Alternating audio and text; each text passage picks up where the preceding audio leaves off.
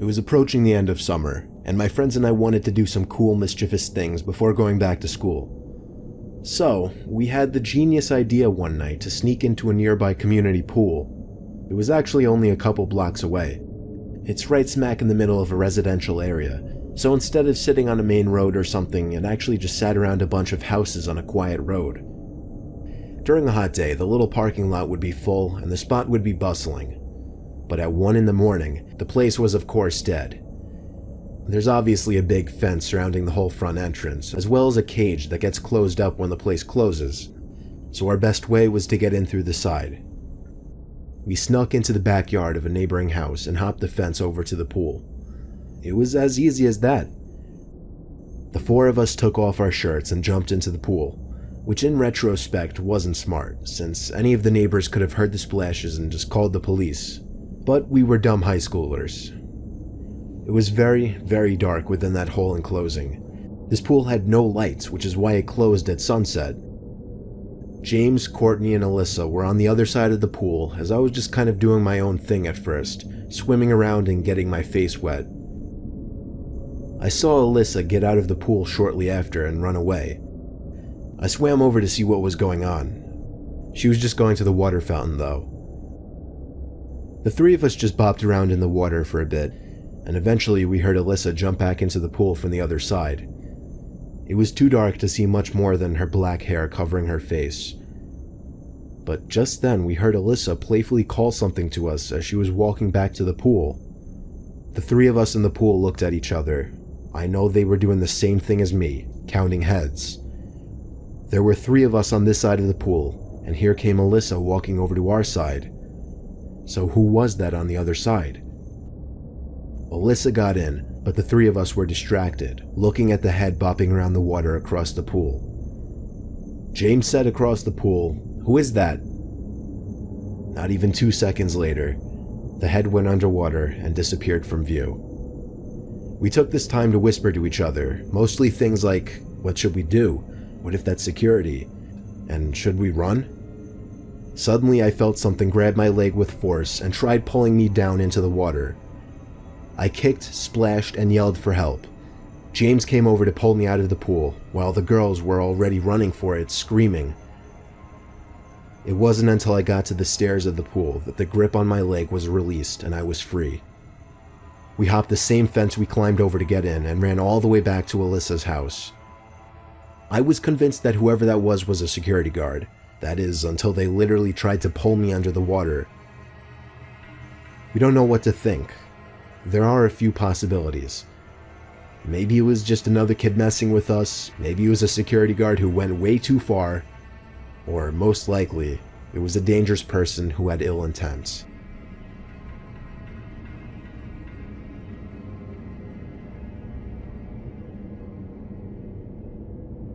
It was an ordinary day like any other. 85 degrees out, family getting ready to jump in the pool. I was looking for my 6-year-old brother so I could help him into the pool, but I thought I'd just wait for him in the pool instead. My parents were still inside while I got ready to jump in the pool, but I didn't, because I saw something dark sitting at the bottom of the pool. It took me a few seconds to realize it was my little 6-year-old brother at the bottom of the pool. It took my young brain a few moments to realize he wasn't playing around. I screamed in such a loud and high pitch you would think it was a little girl if you heard it. I remember the feeling of my skin crawling as my helpless 8-year-old self didn't know what to do. My parents burst out the back door. My dad dove into the pool and grabbed my little brother from the bottom. It was nothing short of a miracle that my dad managed to resuscitate him though. Thereon after, we weren't allowed back into the pool unsupervised until we were both at least 10 years old.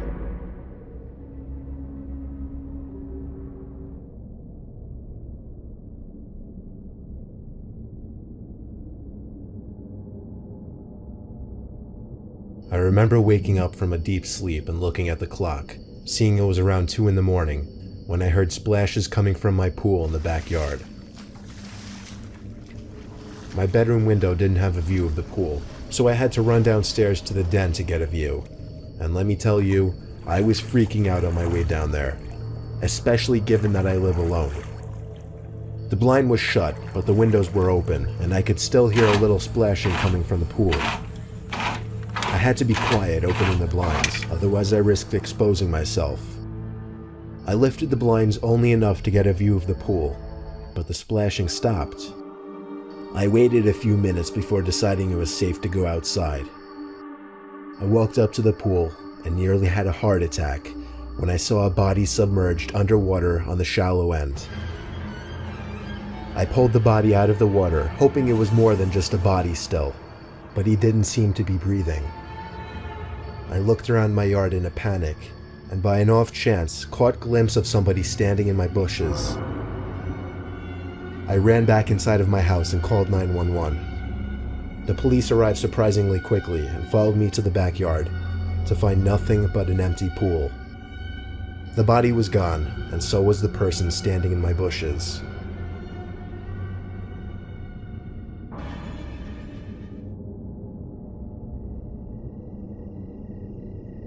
This happened when we were staying in a small country inn. It was a family trip to some distant resort where our extended family would be meeting us. It was such a long drive, however, that we needed to stop for the night. The inn was across the street from some big fruit stand and some crops. Other than that, it was thick forest in every direction. There were a couple other cars parked in the parking lot, so we weren't the only ones. We arrived there after eating dinner at some small diner, so the day was basically over. The sun had set, but it was still early and we didn't know what to do, so we decided to hop in the pool that the inn surprisingly had. There was no one around to stop us, so as far as we knew, it was allowed. We kind of just played typical pool games that we played ever since we were little kids, like Shark. We thought it being dark made it more fun, even though it was kind of creepy being surrounded by nothing but forest for miles. For whatever reason, I was peering over to the woods. There was a guy just standing by a couple trees. He didn't appear to be attempting to hide or anything. It was blatantly obvious he was glaring over to us. I did a little side head nod to my brother to let him know what I saw. He looked over and said, "Jesus Christ, that's creepy." The man then walked over to the poolside and took a seat on one of the lounge chairs. He just looked at us and said, "Wonderful night for a swim, huh?" And then a pretty off-putting chuckle. My brother and I did our little fake polite laughs and said yeah. Meanwhile, all that we were thinking was, alright, it's time to get out of the pool. But I guess we didn't want to make it obvious that we were leaving because of him. It was so painfully uncomfortable that my brother and I didn't even speak to each other. Then the man got up, still watching us, and walked over literally to the edge of the pool and just stood there looking down at us. Eventually I asked if he worked with the hotel, and he completely ignored my question. That's when things got really uncomfortable. I whispered to my brother we should go. As soon as we started moving towards the ladder, the man started walking fast over to the ladder, so we stopped and stayed in the pool. We played it off like nothing about it was weird, but my heart was racing, and I knew my brother's was too. The pool had stairs on one side as well, but as we tried to make our way over to them, the man seemed to inch his way to the stairs too. We were trapped in there, not knowing what he was planning, but by some stroke of luck, our dad appeared from behind the corner of the building, calling us to come out of the pool. We both screamed help and accused the man of trying to hurt us. Our dad, who was much taller than the man, sized him up, pushed him, yelled at him, and threatened to call the police. I remember the man didn't say anything in response. He just walked away slowly as my dad yelled curse words at him. His reaction to our dad alone suggested that he had intentions of doing something wrong, like God forbid kidnapping us.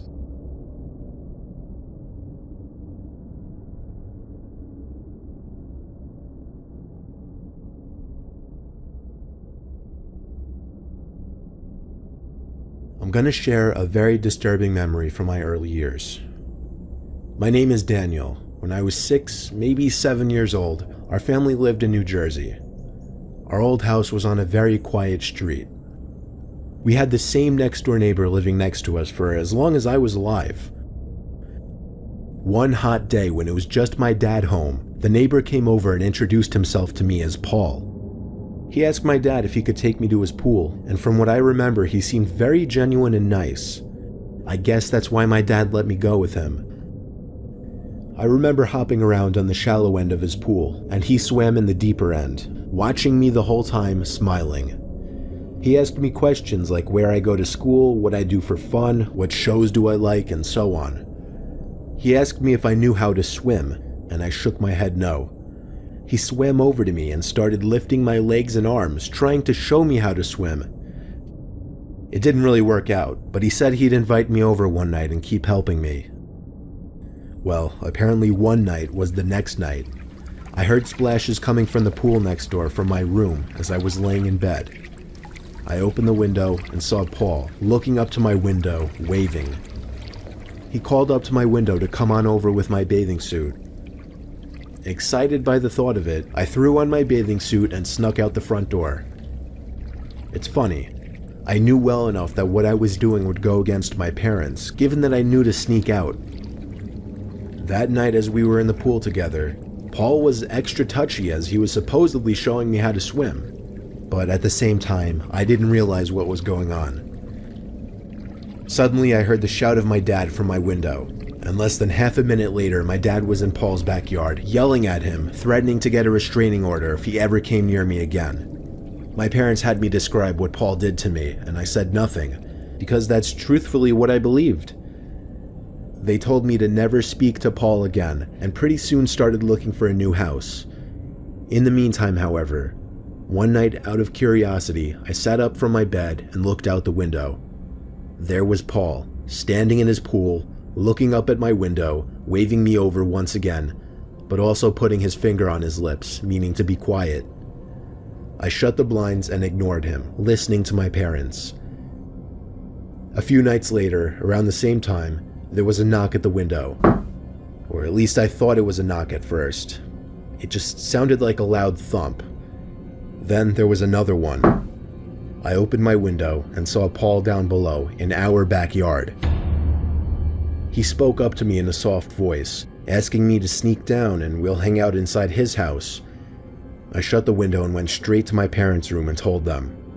My mom screamed at my dad to go break Paul's neck. My mom held me in her arms as she got on the phone with the police. Meanwhile, we both heard my dad yelling incomprehensible things outside. Paul was arrested for attempting to lure a child. I don't know much else about what happened though, because the next day, my mom and I stayed with my grandma until we moved to a new house. I never really talk about this with my parents, only because it's very uncomfortable to talk about.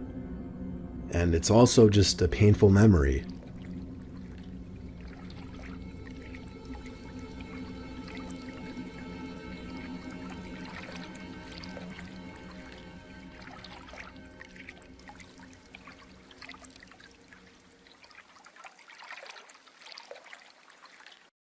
Hello. Please leave a message after the tone. This first one comes from Jade from Seattle. After college, Jade and her boyfriend Steve wanted to live together.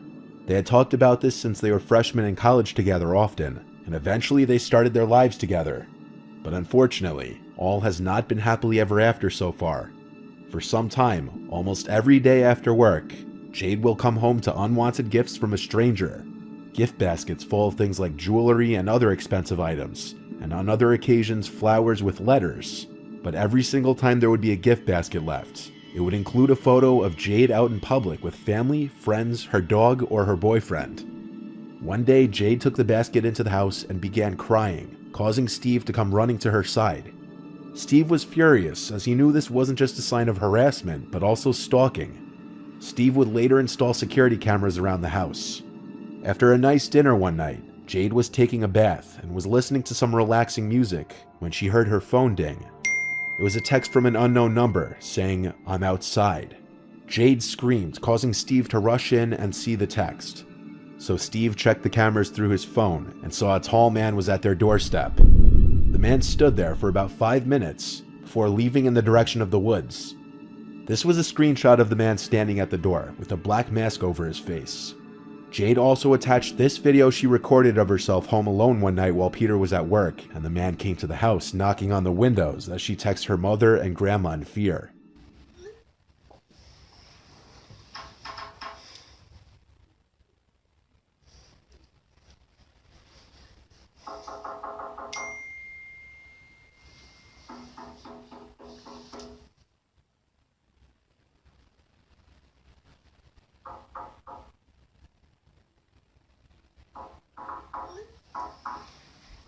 After calling the police, they didn't provide much assistance to Jade, only suggesting she change her phone number. Fast forward a few nights, and Jade began to hear her phone go off at around 3 a.m. It was the same unknown number calling her. She didn't pick up the call, and about a minute or two later, Jade's phone vibrated, notifying her of a voicemail left from the number. This was the voicemail. I don't have a house. I don't have any friends. No love. I have nothing to lie on. I have no eyes. No fear in me. I have no meaning. But I have this urge to kill. This is my world, and I'm the one who controls this. It's not a bloody game. I'll take you at any time, and you can do anything. I know you best, where you are, how fast you can run, and what scares you. I'm real. I'm not a legend or a story. I took the souls. The next morning, Jade and Steve went to the police station together to show them all the proof of what was happening. This was fairly recently that Jade sent me this, and the case is apparently still under investigation. She says the man still occasionally leaves unwanted gifts to this day. On November 21st, 2018, at around 1 in the morning, a young man named Dylan received a very strange and alarming voicemail. At the time he received the voicemail, he was asleep and didn't notice it until a few weeks later.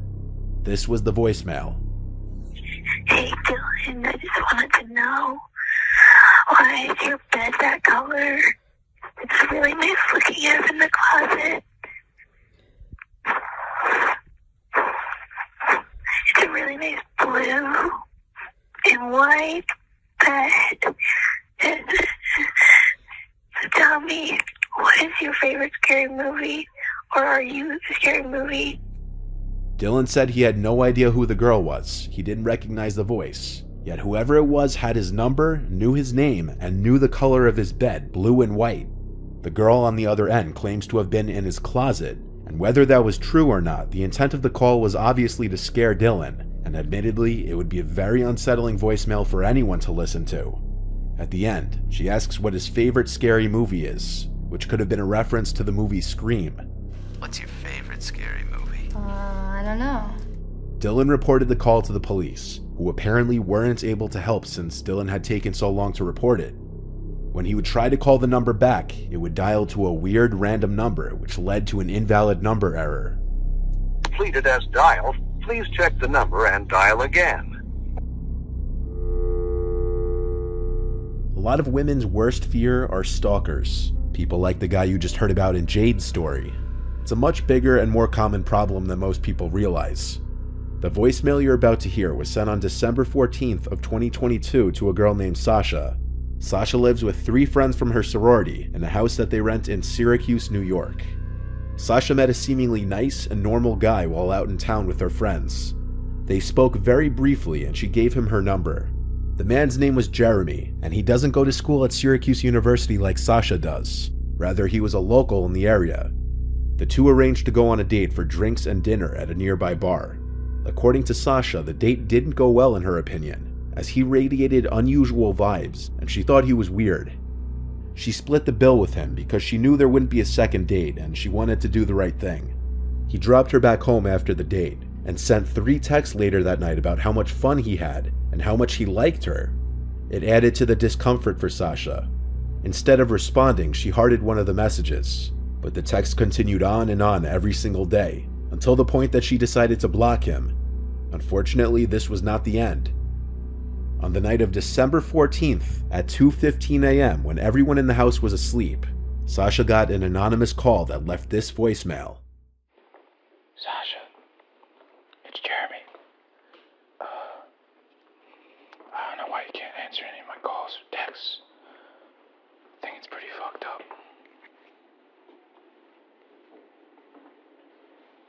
You shouldn't leave your windows open, by the way. I'm whispering because I don't want to wake you, but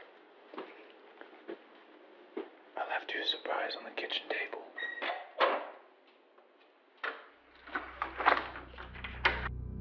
At the end of the call, you can hear a door shutting. This was the front door of Sasha's rental house, and the sound of the door closing alerted one of her housemates, who woke up everyone in the house to ask who just shut the front door. All 4 girls were in the house though, and it was none of them. This was when Sasha noticed the voicemail and listened to it with her housemates. What Jeremy left on the kitchen table was a stuffed animal turtle, Sasha's favorite animal, which she mentioned on her date with Jeremy. Alongside it was a Christmas card that simply said "Merry Christmas" from Jeremy. This prompted the girls to call the police, and Sasha showed the police officer the text and the voicemail. The voicemail was self-incriminating enough, and the non-stop text from Jeremy backed up the story. It was enough for the police to find Jeremy and charge him for breaking and entering and stalking. He only did a week in jail and was sentenced to community service and multiple fines. It's been a month and a half now, and Sasha has not heard from Jeremy. In the year 2015, an elderly woman from Greeley, Colorado with failing vision received this voicemail you're about to hear on her landline phone. In a panic from hearing the voicemail, the woman called her son from the neighbor's phone in a state of hysteria, stating someone had taken over her home phone. Her neighbor checked out the phone for her, and after telling her it was okay, she calmed down, but a few days later it happened again. The woman was truly petrified this time and once again went to her neighbor for consolation, but this time refused to go back to her house. Her neighbor called the woman's son to tell him about the situation, so the son took time off of work and traveled to Colorado the next day to help her. After testing the phone to see if anything was wrong, it seemed completely fine, but he planned to stay with her the following week to make sure she was okay. The son was horrified when he discovered what was really going on. When she had lifted the receiver, rather than the dial tone, she heard this message. Connecting you. Please hold the line. NORAD, EWS, Station Zulu Foxtrot 77, Zulu Foxtrot 77, Status Alert Con 4, Status Alert Con 4, Security Tracing in Progress.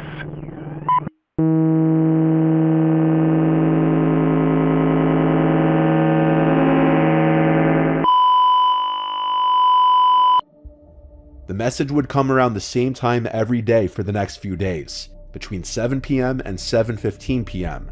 Any other time of day, there was a normal dial tone, and the phone worked normally.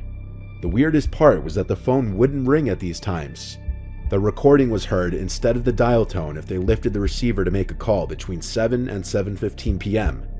The son recorded the message, and the next day, the phone was dead for most of the day, unusable. Upon calling the phone company, they said they couldn't do anything as nothing seemed to be out of the ordinary from their end. That evening, the son tried to take another recording to see whether the message had changed, but it was just the dial tone now. The message was never heard through the phone again. The mother was still afraid to pick up the phone for a long time after this, causing the son to post the recordings online to see if anyone on the internet would have a clue to the meaning behind the recording. And while some people suggest that it may be some kind of secret government message or code, no one seems to know for sure.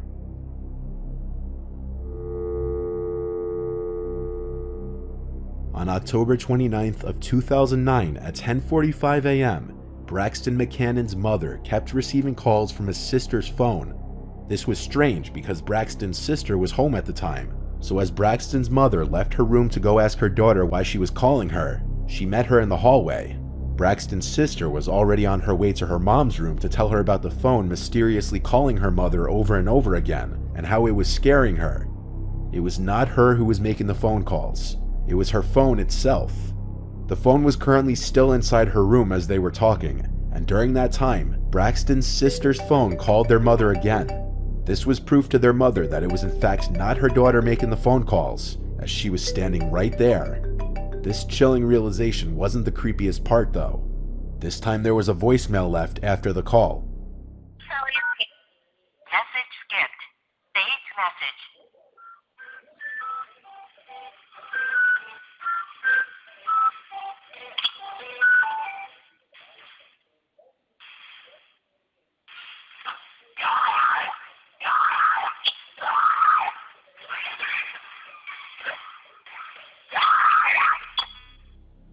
To replay this message, press 1. In the voicemail, you can hear Braxton's sister's radio playing in her room. Then, unexpectedly, the radio cuts off and a completely random, disturbing sound starts blasting into the phone. The sound almost resembles a horrific screaming. Braxton noted that what's extra weird is that if this were a ghost dial, meaning any form of accidental call, the phone would have left a substantially longer message. But instead, it just hangs up after a few seconds on its own.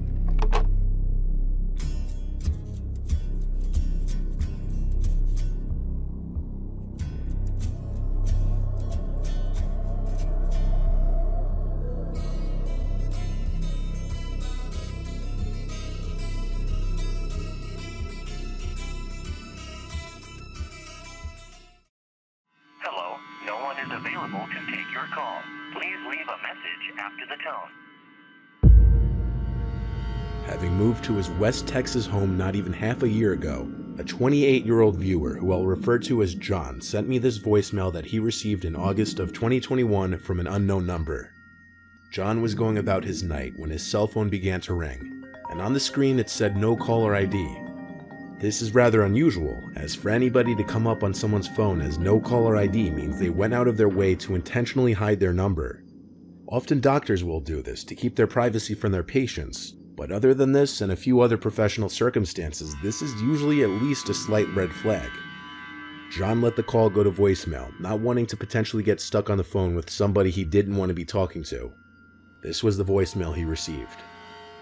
Hey, I'm outside your house. I found your info online and I could really use a job. Could you open the door? The message was short but direct.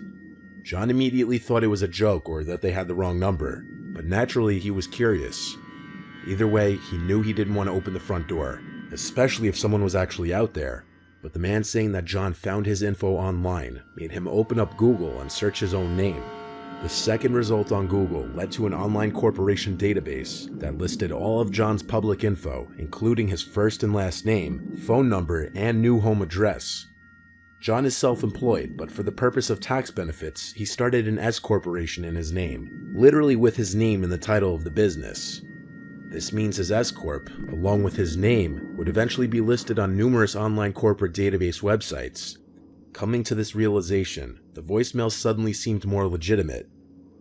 John went downstairs and inched closer to the front door, trying to be quiet. Someone started to bang on the front door, and a voice from the other side was saying something, but his voice was muffled.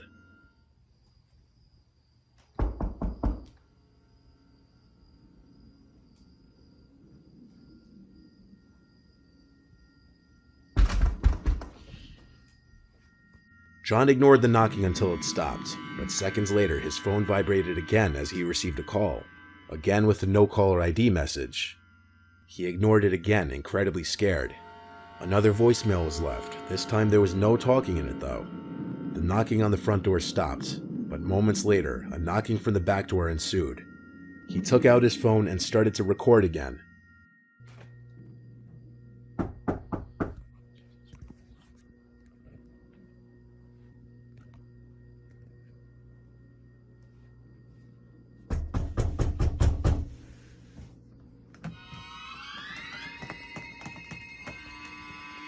As he turned on the lights, revealing the silhouette on the other side, the situation became even more real for John.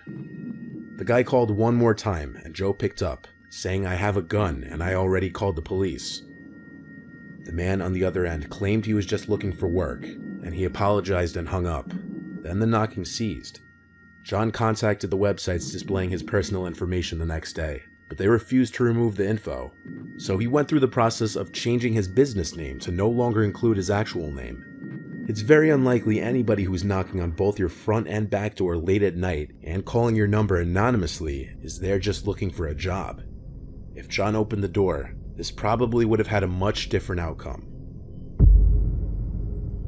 This was the voicemail received by the girlfriend of viewer Alex Azeri. Alex's girlfriend reached out to him right after hearing it for the first time to get his opinion on it, since his name could slightly be heard in there, to which all he could offer was equal confusion and concern.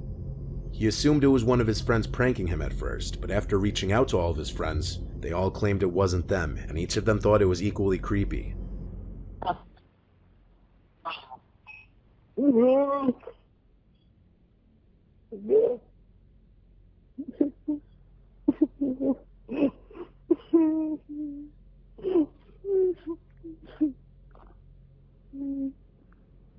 I'm trapped in the bottom.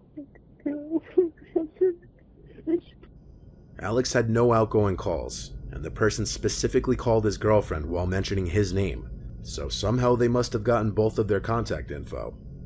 Alex and his girlfriend live in different states, and very few people in his life have her number. The voicemail itself is very hard to understand. In the beginning it sounds like there may be a second person in the background, but it's all very muffled. You can, however, clearly hear that someone is crying into the phone.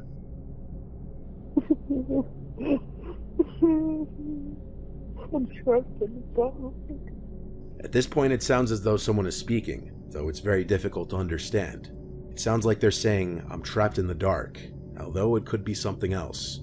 At first, Alex was unsure if this was just a prank, a hacker, or something else, but after receiving this voicemail, Alex claims a number of strange occurrences happened in his house that same day and the following. First, a door upstairs slammed shut randomly while everyone in the house was downstairs eating dinner. Upon inspecting the bedroom, nobody was inside. Alex and his brother also apparently heard what sounded like footsteps coming up the stairs when they were home alone. At first, they considered the possibility it may have been one of their two dogs, until checking and remembering they had a dog gate standing at the bottom of the stairs, preventing them from coming up the stairs. Each time they looked around the hole upstairs and checked the stairway, they couldn't find anyone. The footsteps also didn't sound like those of a dog. They were reportedly heavier and more spaced out, like a person's footsteps. With this happening the same day and one day after receiving this concerning, unexplainable voicemail, Alex believes the occurrences may all be linked. In this video you're about to watch, a couple briefly documents they're listening to two creepy voicemails received on the husband's phone. Hey man, how are you? How you doing? Good. Ready for the big trip? Ready for the big trip. Okay, that sounds good. They had been receiving strange voicemails for weeks already, both on their cell phones and on the landline. In this video though, the man's phone doesn't even ring. He just gets two straight to voicemail notifications, no phone number or any contact details attached to the voicemail.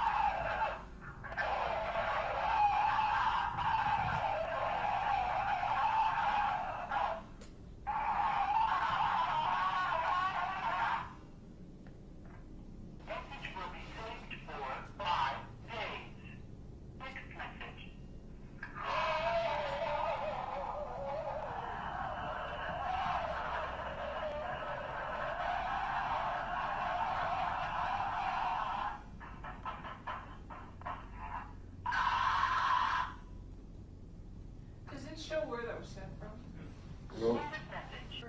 I was just sitting where you were, and my voicemail just went off. No ringing, nothing. It just.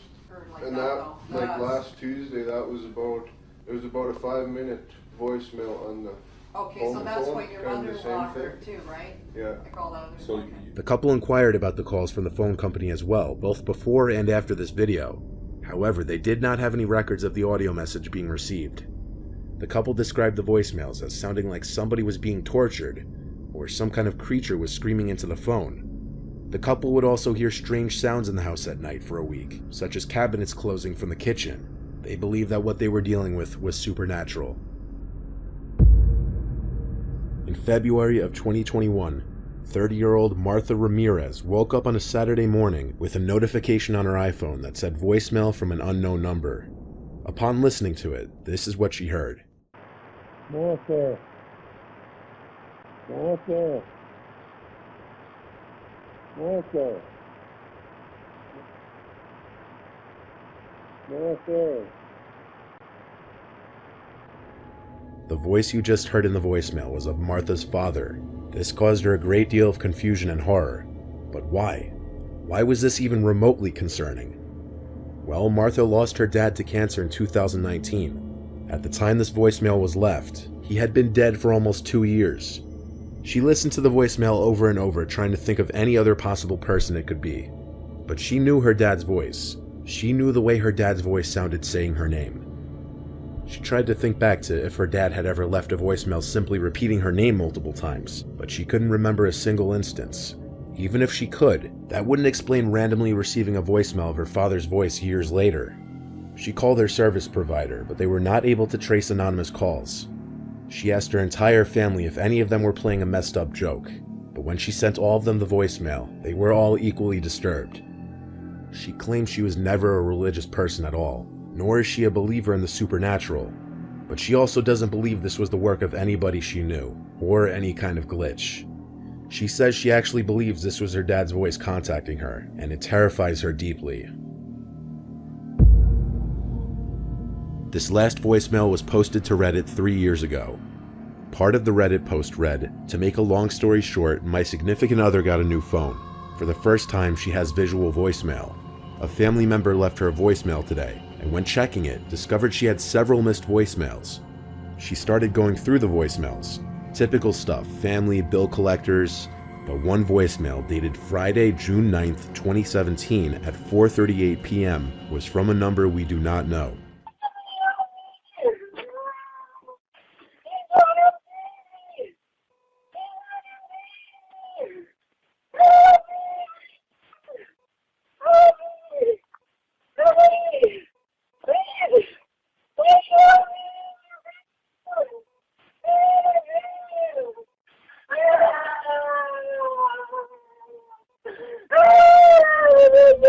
What you just heard was just a small clip from the original 3-minute long audio, which seems to have been removed from the internet without a trace. In this small audio clip though, it sounds like the girl on the other end is saying please help me, and even they have my baby. The rest of the Reddit post read, it's 3 minutes long, and the area code is 480, placing the owner around the Phoenix, Arizona Valley. I've spent all day researching news where their incidents happened the afternoon of June 9th, 2017, and have exhausted my very limited abilities in researching. None of our family members or friends recognize the number either. The voicemail was dated almost a year ago and was not discovered until today. I will be contacting Phoenix police to provide them with the audio, timestamp, and phone number. I *67 the number, it went straight to voicemail. Significant other has had the same phone number for 10 years. Based on a lot of the original replies to the thread, the original audio was so horrific that many couldn't even get through it all. Still, some people believe it to be a hoax. Either way, this voicemail and whoever was behind it still remain a mystery.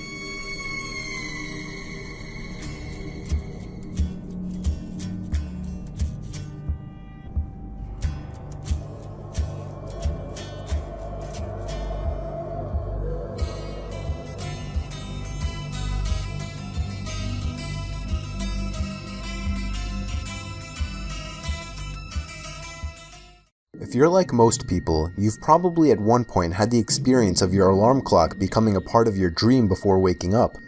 Or perhaps had some other sound like the TV you left on before falling asleep influence your dreams.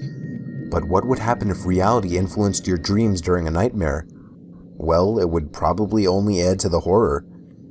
While all of the stories on this list are creepy, some are more unexplainable than others. Here are 5 first-hand stories of people whose nightmares have strangely read into reality. Number 5. This story was submitted to me by Earl Feinhardt. It was a long and stressful day, so falling asleep was easy. I think a dream started to fade in around halfway through the night. It wasn't a pleasant dream. I'll try to describe it the best I could. I was in the woods outside of a giant castle. Everything was black except for the night sky, which had a hint of blue. I remember this horrifying sound coming from inside the castle, as if something were calling me. It's downright disturbing to think about it even now. The sound was some kind of demonic, hellish voice, and it echoed through the woods. I somehow knew it was coming from inside the castle, and yet it sounded as if the source of the sound was a few hundred feet away from me. This was not a lucid dream. I had no conscious control over myself, so I made my way to the castle. There were no doors. It was as if the inside of this castle was also the outside. I don't know how else to describe it. The sound of the demonic voice was no doubt getting louder, and as I walked the open corridors of the castle, the halls started to become more narrow, and I felt myself banging into the walls as I dragged myself along. The sounds of the screaming were coming from beyond a door on my left. I entered, and I swear to God, there was nothing but blackness in the room. And yet, I still felt myself moving closer to the sound. I banged into something, and that's when I woke up, hunched over my 4-year-old son's bed, who was crying and horrified.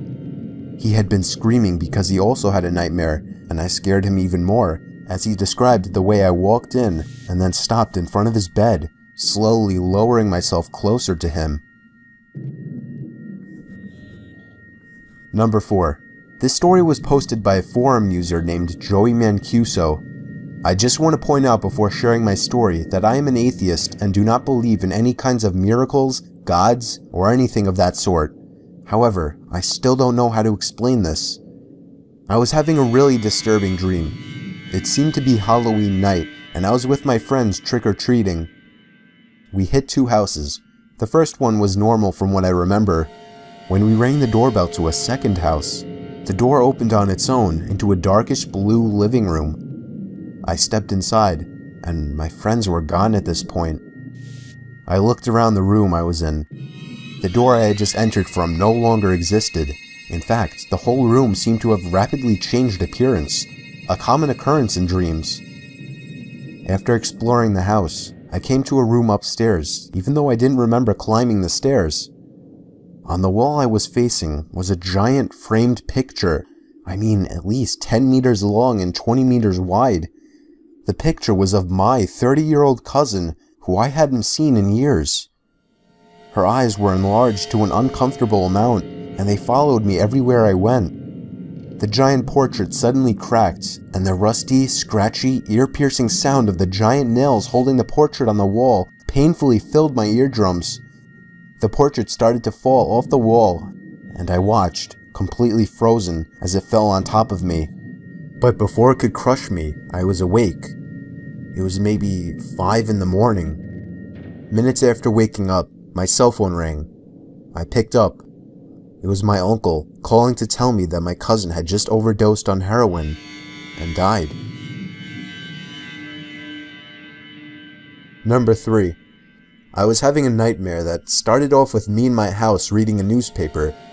Then the lights went out, and the dream started to focus on my trying to find out why the power was cut.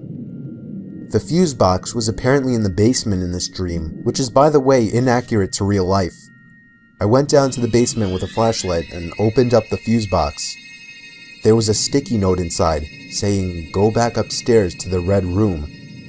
While still in the basement, I started to hear a moaning type sound coming from the boiler room / laundry room. My brain knew my childhood fears, and it seemed to be taking advantage of them in this nightmare. The door to the boiler room cracked open, and something poked its head out to look at me.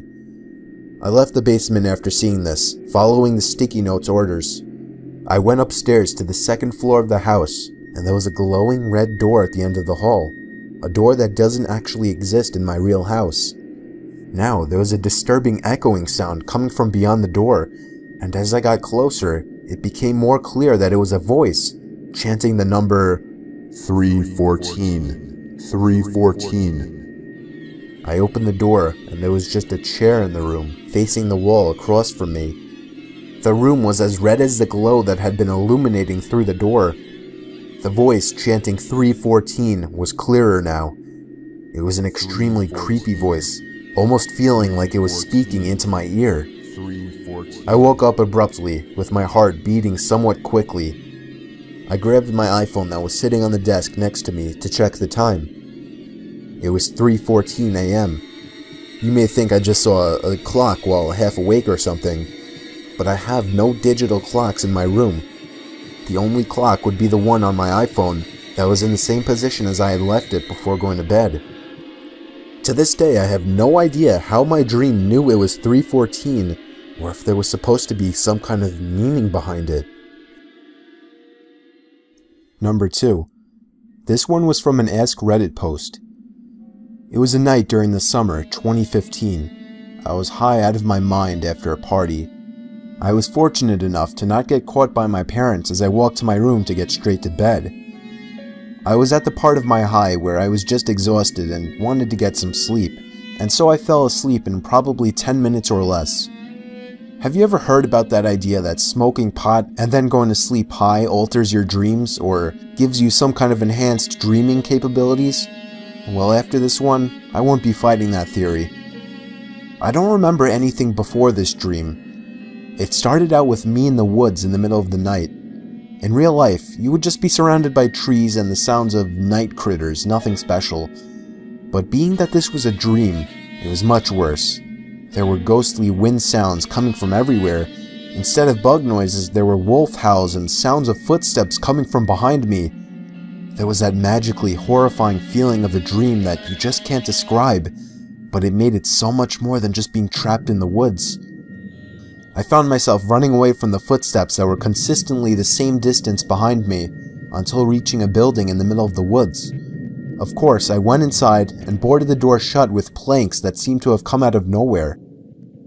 This dream seemed to have gone on forever, too long to describe it all, but to summarize, I was in that building, which turned out to be a house, and the footsteps that were following me from outside were circling the house. I tried to find a weapon, but the house was almost completely empty. Everything was black and white at this point. While sitting on a couch in the living room, one of the only pieces of furniture there was a shadow that appeared at the window, and shortly after, the figure standing outside knocked on the window. It kept knocking and knocking until I woke up, but the knocking didn't stop. I jumped out of bed when I realized someone was at my window, looking in and knocking. I squealed for my dad, and the figure at the window ran off. I'm still open to the possibility that my high hadn't completely worn off, and that it might have been a partial wake-up hallucination, but it was also so real that, at the same time, I have to believe it actually happened. The sound was real, and the figure at my window was real. My dad and I looked around the property to find no one. He told me I just had a bad dream and to go back to sleep. I hope he was right. Number 1. I was having a horrifying dream, possibly the most disturbing nightmare of my life. I was in my house, or the closest thing to my house that my dream could produce. Ironically enough, I was in bed in this dream, or at least I can only start remembering past the point of my lying in bed, and all of a sudden, the sound came from downstairs. I walked downstairs in the dark, not turning on any lights, to where I thought the sound was coming from. I was on my middle floor now. The dream was telling me to go downstairs to my laundry room, and so I did. But as I got there, expecting the noise to be louder and closer, it sounded like it was just as far as before. Now I was going upstairs to the kitchen, and it's strange. Outside of every window was complete blackness, not general nighttime darkness. There was nothingness. I think all that existed in this dream was my house. Now my dream started to suggest that the banging sounds were coming from upstairs, so I went back upstairs and was eventually led to the attic door. It was surely beyond that door. I opened it. There was an old woman standing by a bunch of boxes. She was slowly but loudly slamming her hand on one of the boxes, producing an unnatural sound. I tried to quietly step back away from the attic, but the old woman turned around, opened her mouth twice as wide as anyone humanly could, reached out her arms, began to scream, and leaped toward me. That's when I woke up. I thought it was just a horrific dream, but when I heard a bang coming from downstairs, a bang similar to what I heard in my dream, I felt my heart completely drop. On my way downstairs, there was another bang. It was the front door. I got the butcher knife from my knife holder in the kitchen and crouched behind the door. I was waiting for the next time he would pound on the door and I would warn him to go away. I waited for a good minute in silence and finally decided to take a quick look through the window. There was somebody standing in my driveway. I couldn't tell if he was facing me or looking at me or not, but he was surely the one who was pounding on my door at 4 a.m. He walked away down the sidewalk moments after he must have noticed me. The pounding on my door was the kind of pounding you would expect from someone trying to break in a door, not to get a house owner's attention. I thought it was just crazy and horrifying that the pounding and banging from this potential robber or killer didn't wake me up, rather became the key point to a horrifying dream.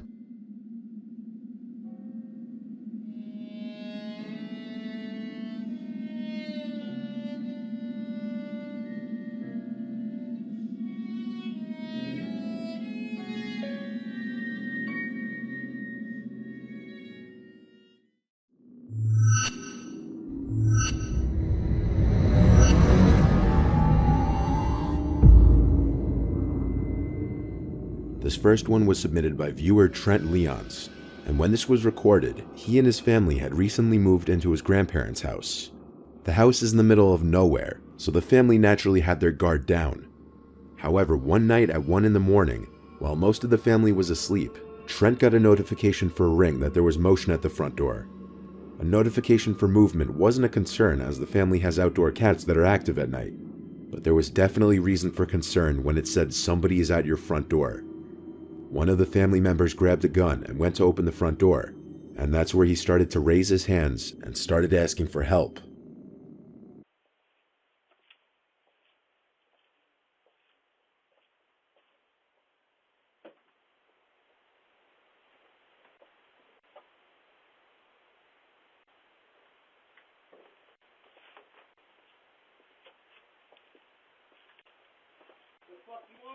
Help? Can I use a phone to call a cab?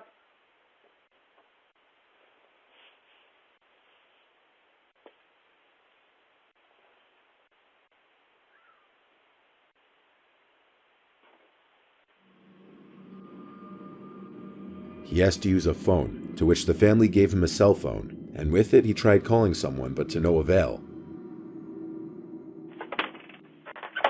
No problems, man. You know me? Yep.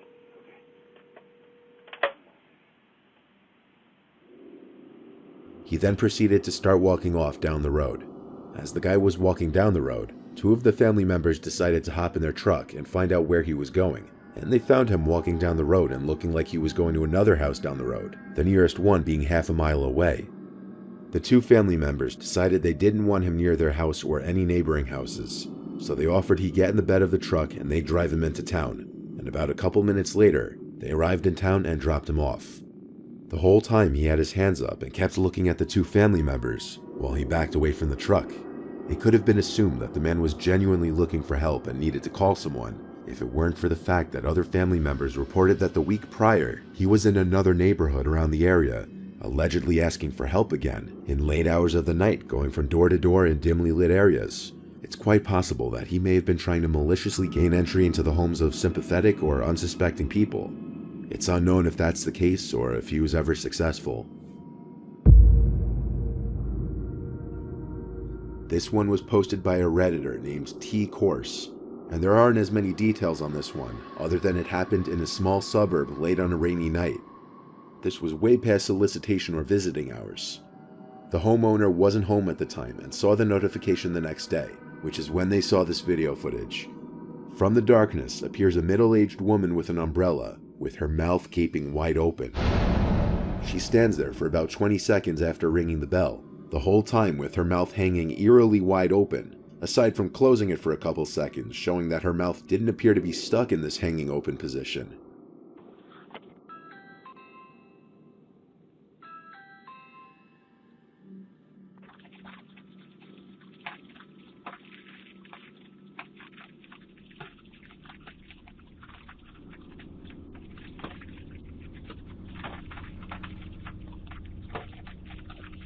She tries the doorbell or another button one more time before walking away and disappearing into the darkness seconds later.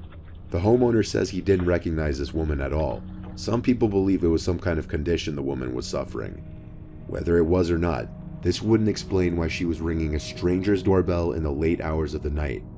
Perhaps another encounter that a homeowner was lucky to avoid.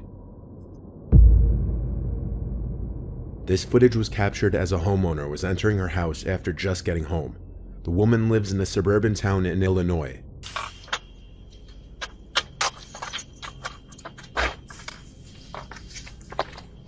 Como pra fora. Oh, don't move. Don't stare. Don't.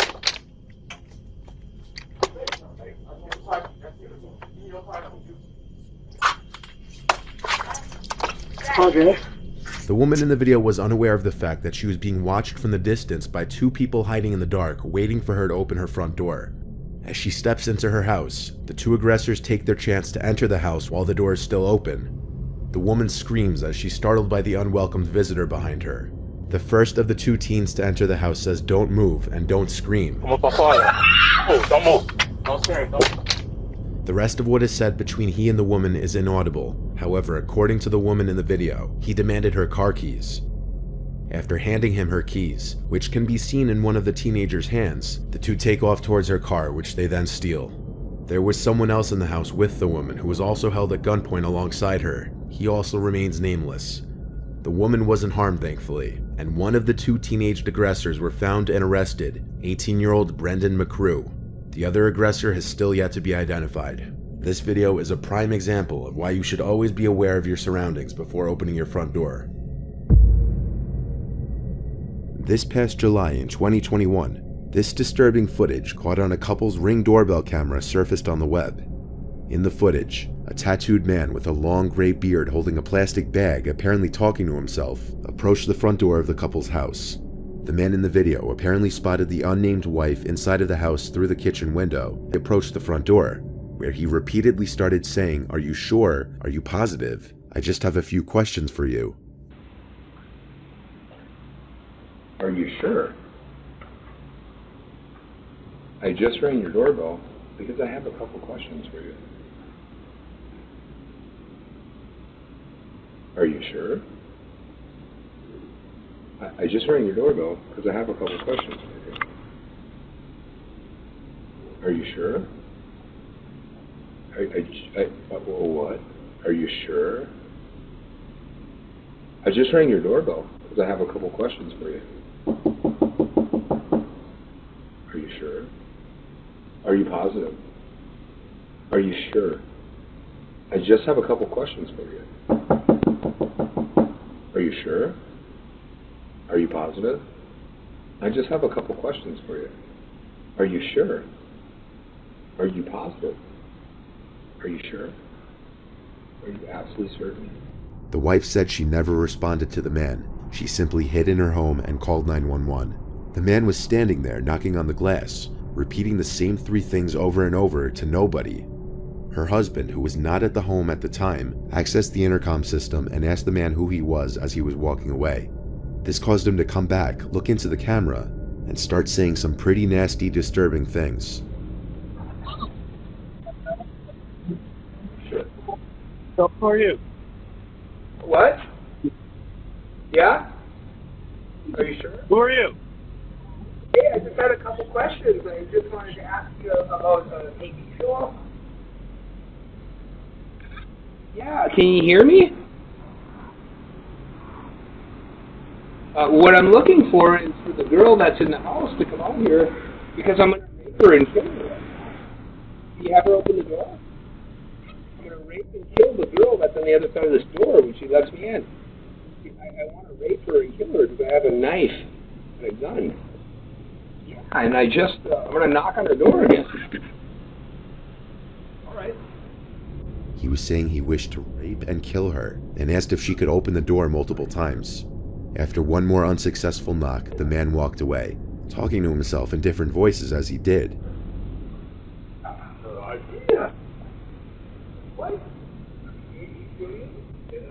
Police found and arrested the man the next day after another report of a suspicious man in the area, and he was identified as 40-year-old Christopher Sumps, a fugitive from California. This footage was captured in Bristol and shows a man approach and knock on Kathleen Frascarelli's door. That in of itself isn't so disturbing, but it's the fact that it was very late on a Sunday night, and the image she saw on her phone was of a masked person on the other side of the door. However, the fact that it was late on a Sunday night, and that the image she saw on the phone was of a masked person on the other side of the door, is enough to give someone pause.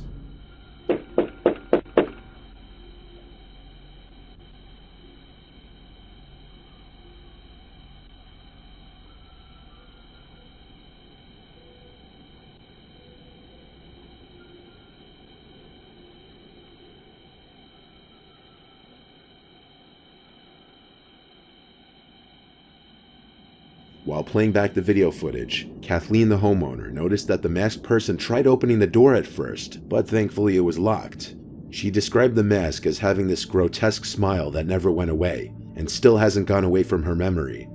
The person knocks and then stands at the door for 15 seconds. Afterwards, the camera catches them pulling their sleeve over their hand, then wiping away their fingerprints for the doorknob they tried to open when they first walked up to the house. The fact that they wiped away their fingerprints already says that they were up to no good, if everything else about this didn't already scream that. Kathleen stated that he had something heavy in his sweatshirt pocket, which he doesn't know what it was. A neighbor who saw the person leaving said he had a bag that he was carrying with him, so God knows what was in there. By the time Kathleen made it downstairs, the person was already in a car parked across the street, which they sped off in. Footage like this is really the scariest because nobody knows how these encounters would have gone down if the doors were opened.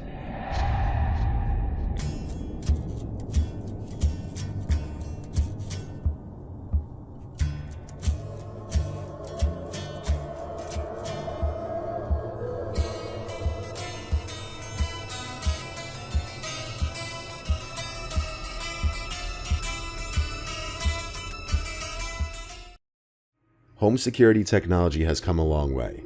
Doorbell cameras such as Ring have become extremely popular in recent years, acting as an effective deterrent from potential robbers or any other kind of unwelcomed guests. Their ability to record video whenever someone comes within range to the front of a house or any other section of the house that they're installed in creates an added level of security to a person's home. With the millions of Ring doorbell cameras installed throughout America has come a lot of creepy footage, including the following. This first piece of footage was captured by the Ring camera in the LeMay household. It happened on a cold December night in 2019. A stranger hacked into the LeMay family's Ring security system and had watched them around their home, and for nearly 10 minutes, he interacted with 8-year-old Alyssa. Not only was he able to watch her, but he was able to communicate noises to her, as he had access to a second system placed in the girl's babysitter's room downstairs. Alyssa then heard music coming from upstairs in her bedroom, which she shared with her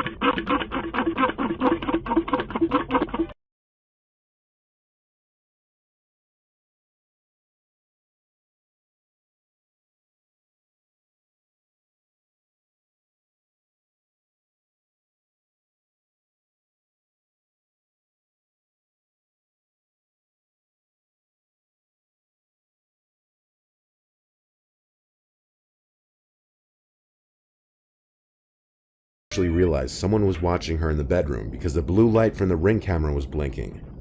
Then, in a strange man's voice, she heard this. Hello there.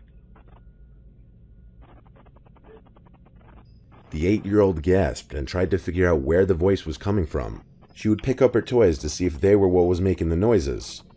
She scanned the room, and moments later, the man started screaming a racial slur at her over and over until Alyssa responded by screaming this.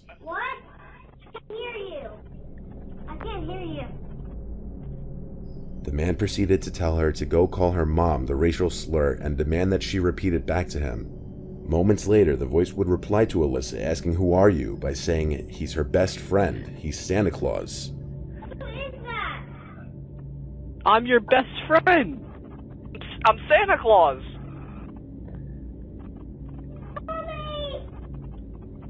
I'm Santa Claus. Don't you want to be my best friend? I'm Santa Claus. After all of this, the man tries to tell the girl she can do whatever she wants, including break things in her room. I'm your best friend. You can do whatever you want right now. You can mess up your room. You can break your TV. You can do whatever you want. The LeMay family, who resides in Memphis, Tennessee, hoped to use the device to keep an eye on their daughters while they played. The scary thing is that it took only a few days for the camera to be hacked. Perhaps the scariest thing is that no one knows how long he had access to the device. This could have gone on even longer if the hacker decided not to produce any sounds through the device. Put yourself in the little girl's shoes. Imagine hearing a creepy song playing in your bedroom, not knowing where it's coming from, only to realize that it's coming from a camera system that you set up in there, and that someone could be watching you. Now imagine waking up to that in the middle of the night. In another similar scenario, here's the footage from a Ring camera that was also taken over by a hacker who attempted to speak to a young girl while she was watching television. What you watching?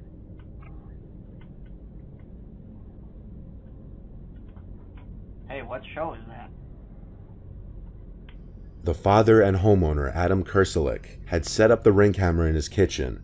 In the footage, a voice can be heard speaking to his daughter after he momentarily leaves the room. I've seen that show before. What season you on?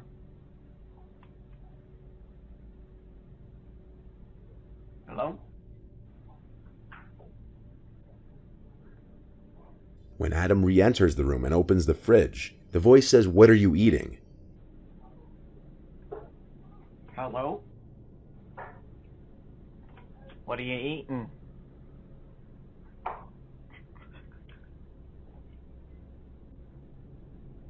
You hungry? What?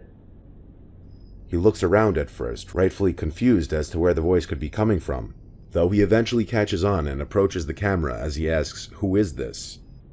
Powering off.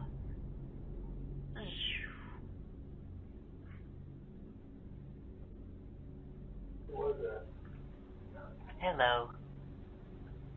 This is Ring. Who is this?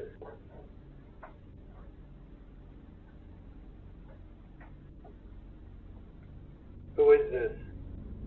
Adam disabled the camera shortly after the video ends, and he expressed his disappointment in Amazon's lack of security on their product. He said he was never advised to set up two-factor verification when he installed the camera 6 months prior. Because of the lack of security on the Ring devices, he has since taken down all his interior cameras. This and the Lemoy family's horror stories aren't the only ones of their kind though, as since 2019, over 10 other families in different states had reported that hackers have spoken to them through the devices. On November 12, 2019, the disturbing footage of a woman screaming for help was captured from a Ring doorbell's camera in a small neighborhood of Los Angeles around 11 p.m. The screaming is followed by a white vehicle speeding down the street with the trunk open, from which the screaming is coming from.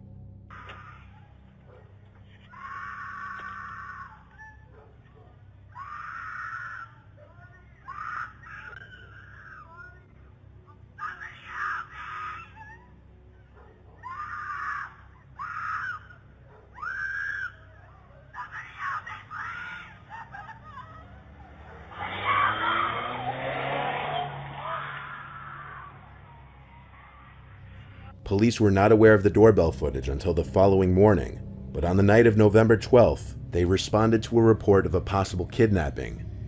Police couldn't find any evidence of a kidnapping at first. However, after the footage came to light, the LAPD reopened their investigation. A witness claimed she also heard a man say, "I'm sorry," which you can hear in the video at one point. The sad thing is, this was 2 years ago, and nothing ever surfaced with this. If this was an actual kidnapping, the kidnappee was never found. This was the footage captured around 3 a.m. on a man's Ring camera. Not much more information than that was shared. However, multiple conclusions can be drawn from what's seen. It starts with a masked woman seemingly trying to enter the man's house, until she notices the doorbell camera, at which point she stares into the camera for almost 40 seconds. Halfway into her disturbing gaze into the camera, she puts on a pair of goggle-type glasses and pulls the mask covering her mouth and nose up higher onto her face, clearly trying to mask her identity as much as possible. Before she walks away, she makes several hand gestures into the camera, then turns and appears to grab something from behind one of the walls of the house.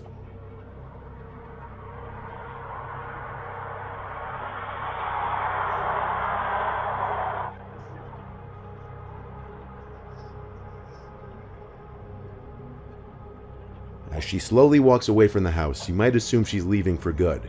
However, you can see she continues to pace back and forth in front of the house until the video hits the 2-minute mark, at which point the doorbell camera is set to stop recording.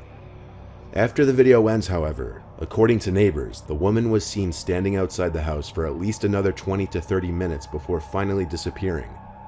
It's not known who this woman was, whether it be a crazy stalker ex-girlfriend or someone completely random. This begs the question, what could she have wanted with the owner of the house? But given everything the woman was wearing from head to toe, it's obvious she came to that house with intentions of masking her identity. Why is a question that may never be answered. And with this last one, we see a scene that seems like it was taken straight from one of the hundreds of stories I've read on the channel. Once again, at some off hour in the night, a woman approached the front door of a Reddit user's dad's friend's house somewhere on the east coast of the United States. The woman seems to have a slight smile on her face at first, as she looks around the front door of the house all confused like. She stands there for 2 full minutes at least, acting nervous and confused, looking behind her several times in a paranoid manner. But what is most concerning about this unexpected visit was the large kitchen knife in her hand, that she looks down at several times in the footage.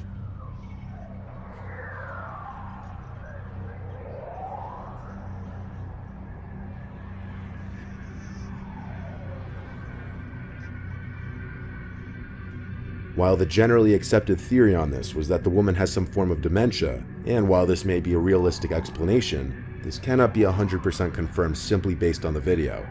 While it is unfortunate if she does in fact have dementia or any other sort of illness that caused her to do this, it would still be hard to imagine just how scary this would be for the owner of the house waking up in the middle of the night to this footage from his doorbell camera.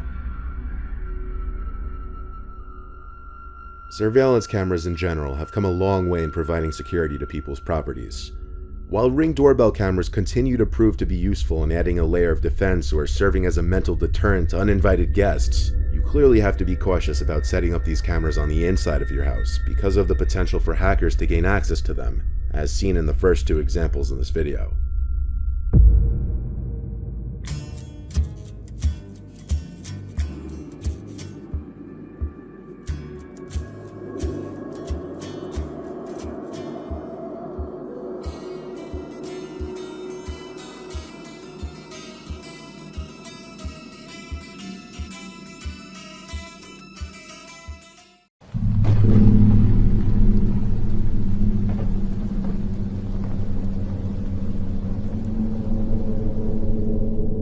Number 5. The Dudley House.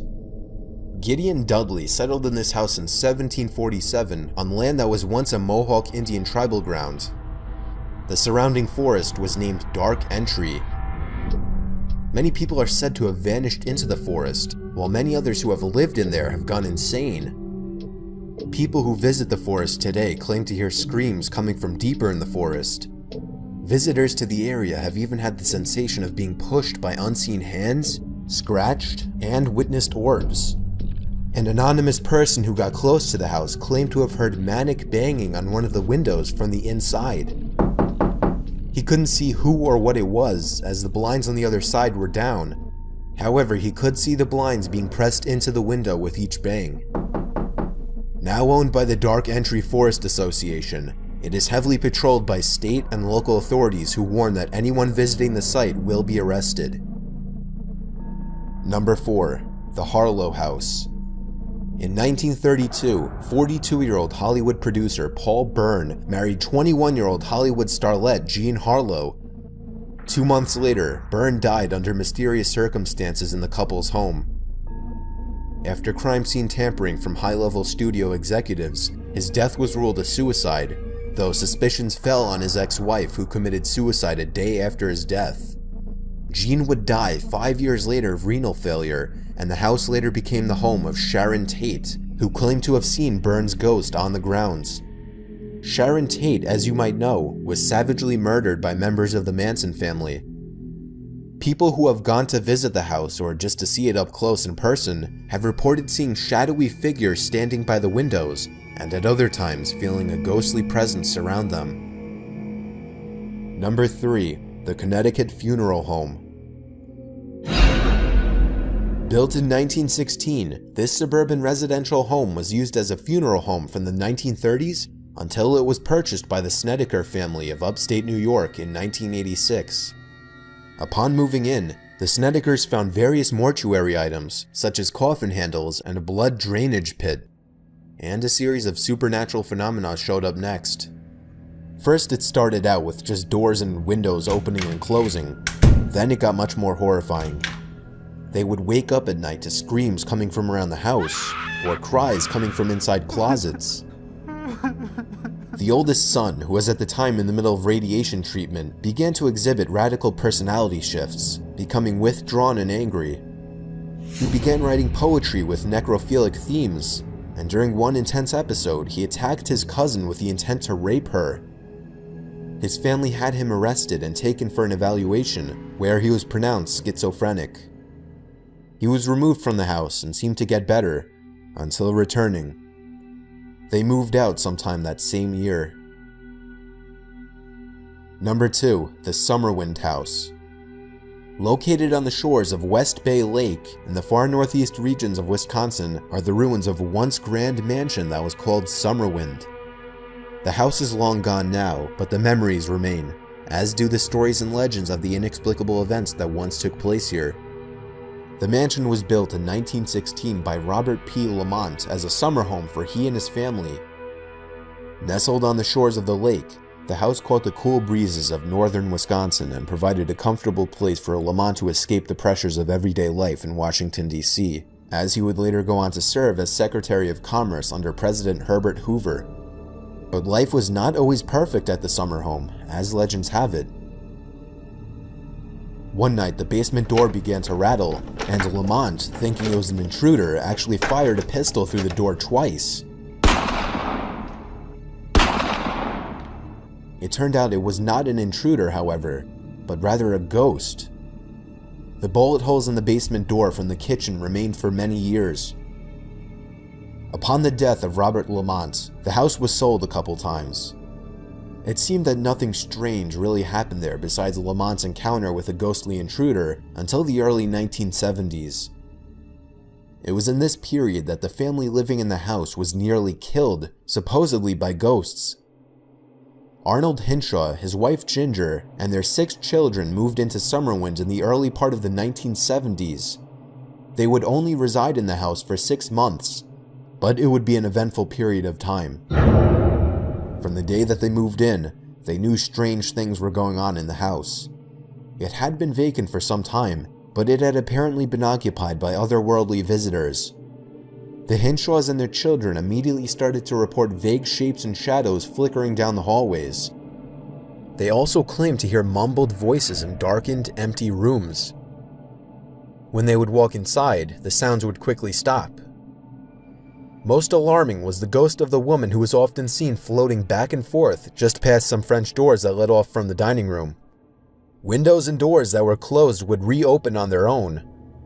One particular window, which proved especially stubborn, would raise and lower itself at all hours. Out of desperation, Arnold drove a heavy nail through the window casing and it finally stayed closed. Strange phenomena continued to occur all the way until the family moved out. Number 1. On a quiet residential street in a small town sits an old white frame house. On a dark evening, the absence of lights and sounds are the first indication to visitors that this house is different from the other homes that surround it. Upon closer inspection, you'll notice its doors and windows are tightly closed and covered. An outhouse in the backyard suggests that this house does not occupy a place in the 21st century, but somehow belongs in another era or story. A weather-beaten sign hanging from the decrepit front porch warns rather than welcomes. This house is known as the Murder House.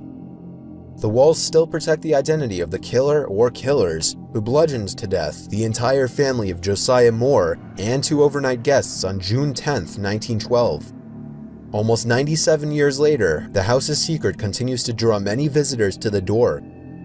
To some, it seems to be speaking.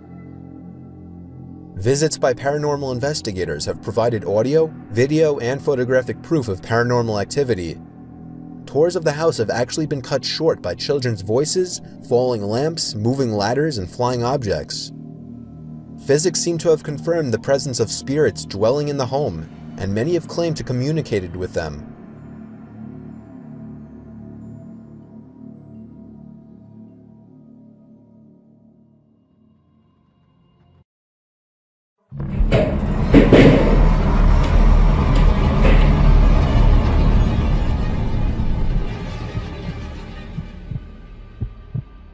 When I was 21 years old, I worked the maintenance and custodial position at the nearby daycare down the block. My job entailed disposing of trash, moving and setting up furniture for special events, performing preventative maintenance, keeping supplies organized, maintaining and cleaning the facility, caring for equipment, and overall maintaining a safe environment, which included reporting suspicious activity that may lead to child abuse or mistreatment. Some days I'd even be the one both opening and closing the facility. It was a pretty demanding job since it was just me and one older guy who was more or less my boss. Most of the time I'd be the one to lock up the place, as he would go home earlier. The daycare building is on the grounds of a Catholic school and church, though I'm pretty sure the daycare was open to anybody, regardless of religion. The older worker, who I'll just refer to as Bob, was leaving early this one day. It must have been a Friday because he always left early on Fridays. He told me the things I needed to get done before cleaning up. Start with the usual clean up the classrooms, and also pack the rest of the Thanksgiving decorations from the classrooms back into the crates, bring them down to the basement, and then start bringing the Christmas crates upstairs. These crates contain decorations that would be used all over the building, from the lobby to the hallways to the classrooms. The childcare staff would be the ones to do the actual decorating, but it was my job to clean up all of it and bring the crates up and downstairs. Since it was now after Thanksgiving, it was time for Christmas decorations to be brought up. All the kids and staff were gone by this point. It was dark out between 6 and 7 o'clock. I was the only one left in the building, so I locked all the doors while I continued my work. I went down to the basement, which was used mostly for storage. Since it was cold out and we were past outdoor play season, all the outdoor toys that were usually in the courtyard play area were downstairs in the basement.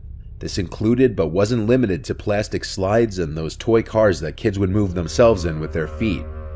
The basement consisted of a hallway which passed the boiler room and the hot water heaters, and at the end of the hallway was the storage room. This room always had a creepy vibe to it, mostly because of the lighting, or lack thereof. There was no direct overhead lighting down there. It was just 2 sketchy dim lights in the corners, and then the small light from the hallway. The basement ceiling also wasn't high. I had to slightly crouch to avoid hitting my head in certain spots. It was like a hybrid of a basement and a crawl space. But then again, I'm 6'3", so to shorter people this wasn't an issue. The basement had a bunch of small windows that would make it decently bright down there during the daytime, but obviously at this point it was dark. So I would use a flashlight. I brought the Thanksgiving containers down one by one, putting them near to the front of the basement just because I was lazy and wanted to go home and likely start the weekend. I was lugging one of the Christmas containers up the stairs and through the hallway when I heard a kid's voice and then laughing. It was very muffled, but I definitely knew what I heard. I stopped pushing the container and started looking around the place. I checked every classroom, then the indoor playroom, then the art room, then the bathrooms, every room I could think of. There were no kids in there. I kept hearing that muffled voice every once in a while though.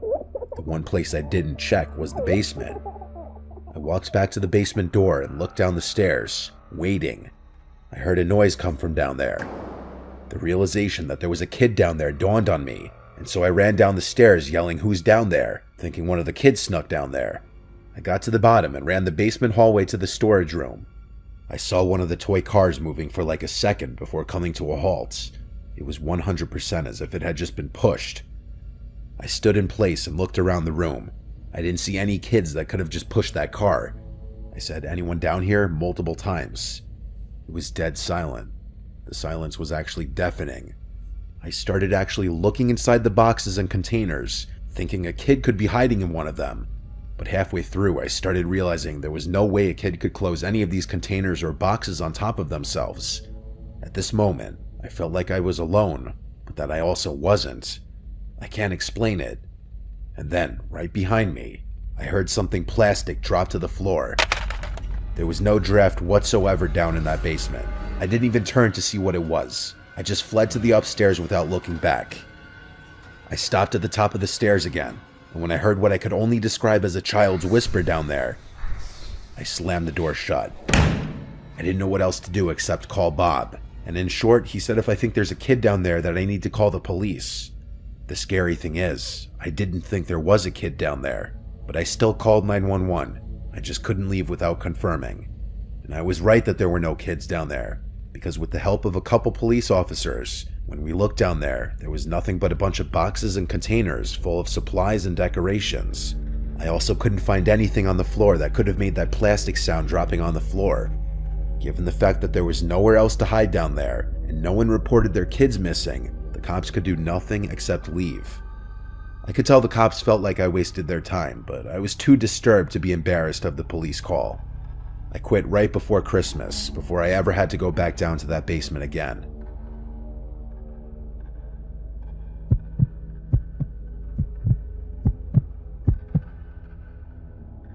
This happened not too long ago.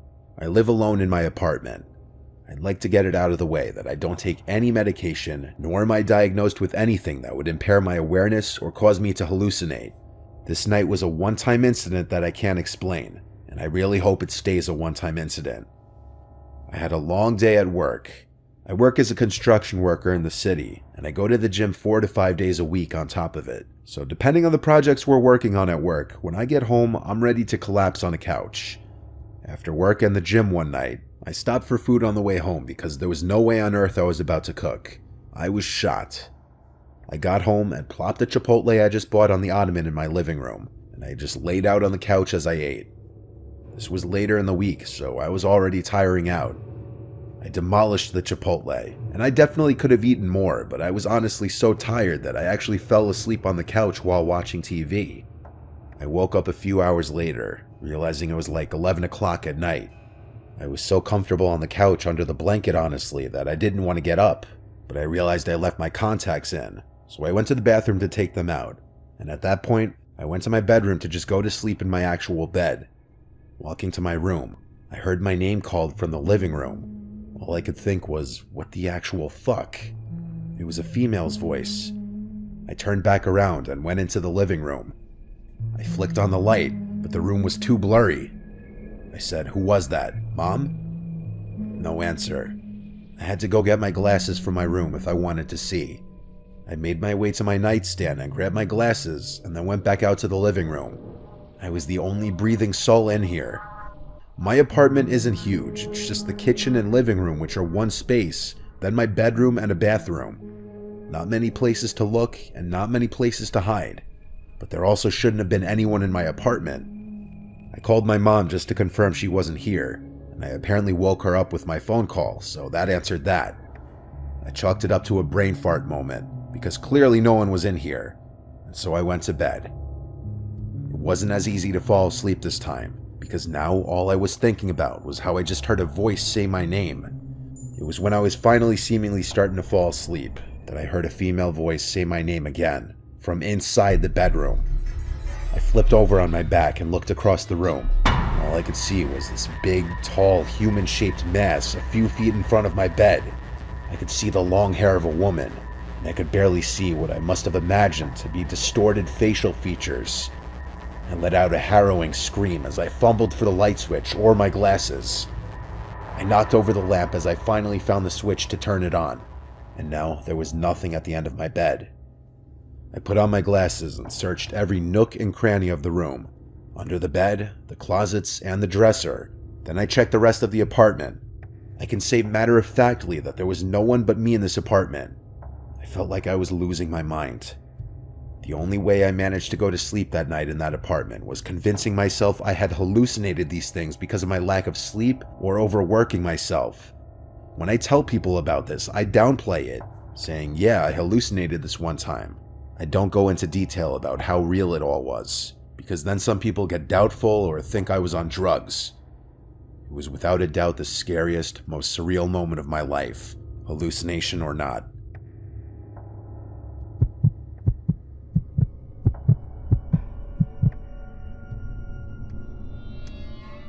I'm 27 years old, living with my brother James in a house we share. Never had anything severely strange or abnormal happen to me in my life, but there was this one week that I experienced this strange series of events. It started on what I thought would be a normal night like any other. I was in the kitchen washing the dishes before getting ready for bed. Suddenly, a plastic cup came crashing to the floor, and the sound of it made me jump and spin around from the sink. I saw the blue plastic cup bounce a few times, then fall dead on the floor. This was one of the cups that sits up top the cabinet. I knew it had to have been sitting upright though. I had no idea what kind of force could have knocked it off the cabinet. It made no logical sense. I picked it up and put it back on the cabinet. That wasn't the last strange event that night though. While in bed with the blinds shut, there was suddenly a strange, very faint glow in my room. It came through the blinds. I flipped over onto my side and tried to peek under the crack at the bottom of the blinds, but I couldn't see anything. Honestly, as weird as it was, I was so comfortable in bed and was too lazy to go lift the blinds. I dismissed the light as something like a street light having a new bulb or something. I know, a little ridiculous, but at the time I had no reason to suspect anything paranormal. The next day I was home alone when James was at work. It was a dark, stormy day, and the house was constantly rumbling from the thunder, so when I heard a cup fall from the kitchen, I associated it with the thunder. I went to the kitchen to pick it up, and realized it was the same blue plastic cup I'd carefully put back on the cabinet yesterday. There was no way thunder could have knocked it down from where it was. I put it on the counter and stood there, confused and a bit shaken, looking around the kitchen, not knowing what to think. As I was standing in the kitchen, I heard a creak in the floor above me. The room above me was actually my bedroom. I went to the stairs and called up for James, but I instantly remembered he wasn't home. Maybe it was the thunder shaking the whole house. But still, I had to check my room just for peace of mind. I went up the stairs to my room and turned on the lights, given that all the rooms in the house were dark due to the weather. My room is square-shaped with two big closets. The room was clear, as were the closets. So I shut the light and went back downstairs. That night, when James got home, I had a discussion with him about the strange events that had been taking place. He said he hadn't been aware of any of it. Still, nothing that happened up until that point was extremely unusual. For the rest of the night, things were normal. I fell asleep with ease. I awoke at some off hour in the night. It was still dark. I checked my phone. It was 2 in the morning. I rolled back on my side and shut my eyes. When I heard the distinct sound of a finger tapping on a window, I could feel my heart in my throat. I didn't know why someone would be knocking at my window, but I didn't want to see who could be out there. But for some reason, it took me that long to realize I was on the 2nd floor of the house. Therefore, nobody could be on the outside of my window. I pushed the sheets off my body and flipped to face the window. There was no one standing there on the inside though. So I lifted the blind, and there was no one outside either. Still, I knew that I heard what I heard, and I knew I hadn't been imagining or dreaming it. I ran to my brother's room and started freaking out. I don't know whether he believed me or not. Quite frankly, I don't think I'd believe me if I hadn't experienced it. I slept in the living room that night, and it's been 3 weeks now without any paranormal incidents. I never believed in the supernatural until this happened.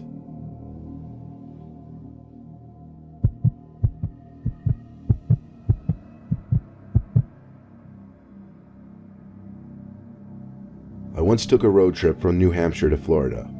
I had to stop at a hotel to sleep overnight when I was about halfway there. It was some old, somewhat dilapidated hotel that rested off the highway on a quiet road. There were like 2 cars in the parking lot, so there were definitely not a lot of guests. The lady at the front desk was very robotic and seemed bored with her job. She seemed to fit the atmosphere of the hotel perfectly. The lobby was full of tacky chairs and tables you'd expect to find put out on the curb. The wallpapers were all dated and equally tacky. Didn't matter though, I wasn't staying there for the luxury. Just for the night and for the convenience. It was late when I checked in, so when I got in the room, all I did was take out my toothbrush and brush my teeth before jumping into the hotel bed. I turned out the lamp next to the bed and tried to go to sleep, not looking forward to the long day of driving I had ahead of me the next day. Suddenly, there was a knock at the door. I looked at the bedside clock to be sure that it was almost midnight. I went to the door and looked through the peephole. Apparently the peephole didn't work though, because I couldn't see out into the hallway through it.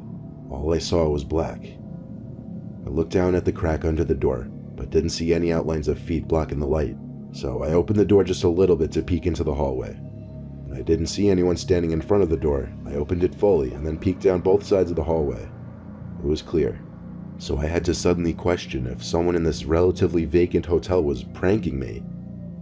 I shut the door, locked it with the bolt this time, and went to lay back down in the bed. But then it happened again, a knock at the door. This time I jumped out of the bed, ran to the door, and checked the peephole again. Shockingly, all I saw was the empty hallway outside. But it hit me. This time I could actually see through the peephole. I unbolted the door and opened it. No one. I looked down both sides of the hallway again, and there was no one. This was where I drew the line. I grabbed the key to the room and went to the lady at the front desk. I told her someone kept knocking on my door, and politely asked her to check the cameras to see who it could be. She said they didn't have cameras in the hallways. Her reaction also wasn't what I was hoping for. She seemed very calm and disconcerted with what I told her. She said in a calm voice there was only one other guest in the whole building. Then she just stared blankly at me. I'm not sure how she thought her response properly acknowledged my concern, or what she expected me to say, but I could tell she wouldn't be of any help with the matter, so I left her and went back to my room. I locked the door with a bolt again. This time I put on my headphones and put on one of those 10-hour sleep relaxation videos on YouTube. This would not only help me get to sleep, but block out any possible future sounds from whoever was deciding to mess with me. And it worked. For a while at least. Eventually I flipped from my side to my back, just looked around the room. My head froze when I was staring at the corner. I sat up to try to get a closer look at what I thought I was seeing. I swear it looked like a giant humanoid figure, like a 10-foot tall human, standing right in the corner, head to the ceiling. When I put that image together in my head, I felt a sudden rush of horror in my body. I jumped across the bed to flick on the lamp, but when the room lit up, there was nothing in that corner of the room. I simply sat there with my heart beating probably 200 beats per minute. I gave myself a couple minutes to calm down before shutting the light back off and laying back down on my side. I still had the headphones in my ears playing the relaxation video. It helped calm me down a little bit. I didn't last even 2 minutes without sitting back up and examining the room again, however. And there it was in the corner, what looked to be a 10-foot tall humanoid figure. I crawled to the edge of the bed to get as close a look as I could before practically shitting myself. I saw what I was sure was a long arm at the side, moving. I dove to turn on the lamp again, and the corner was empty again. I didn't stick around that time. I packed up my few things in a matter of seconds and left the room. I gave the key to the woman and said I'm checking out early. She didn't even say a word as I stormed out that front door of the hotel. I continued driving until I found another hotel, where I fell fast asleep with no supernatural disturbances.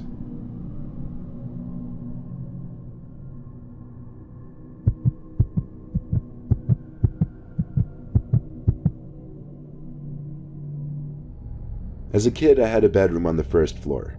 Money was a little tight, and our mom was taking care of 4 kids. I was the youngest, so I had the little room. My room was next to the living room, a small square room with wood flooring. There were 2 big vents in the floor in this room in 2 opposite corners, and also 2 vents in the ceiling. My bed took up half the room. Like I said, it was a very small room. I'll keep it short and straight to the point. I I was 13 years old doing my homework on my bed since I didn't have a desk in my room when I heard a child's laughter. I went outside my room to look around the living room and kitchen for any of my siblings. Everyone seemed to be upstairs though. Usually in these kinds of stories you hear people say they just chalk these kinds of things up to their imagination, but that's stupid. I definitely heard that laughter. There's no way I imagined something so clear. I continued my homework, but with one ear perked up listening for any other suspicious sounds. Eventually enough time passed that I was able to move past it. In fact, it seems it was just about when I was able to get over it that I heard it again. A child's laughter. Or more so, giggling, I should say. This time it went on longer.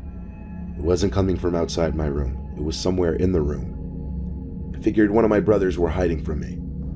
I followed the sound of the laughter, strangely to the corner of my room. Then I looked down at the vent on the floor. It was coming from inside the vent. I got down on my knees and pressed my ear up to the vent.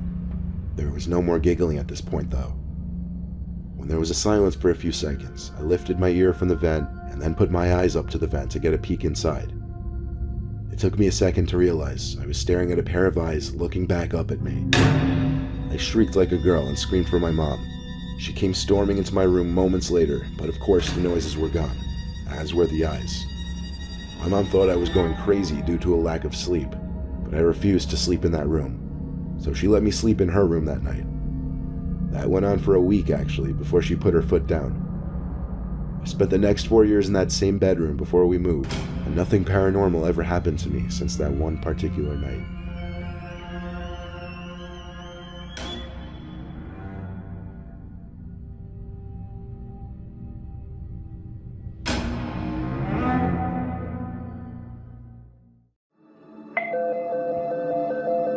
Lockdown, lockdown. This is an emergency alert.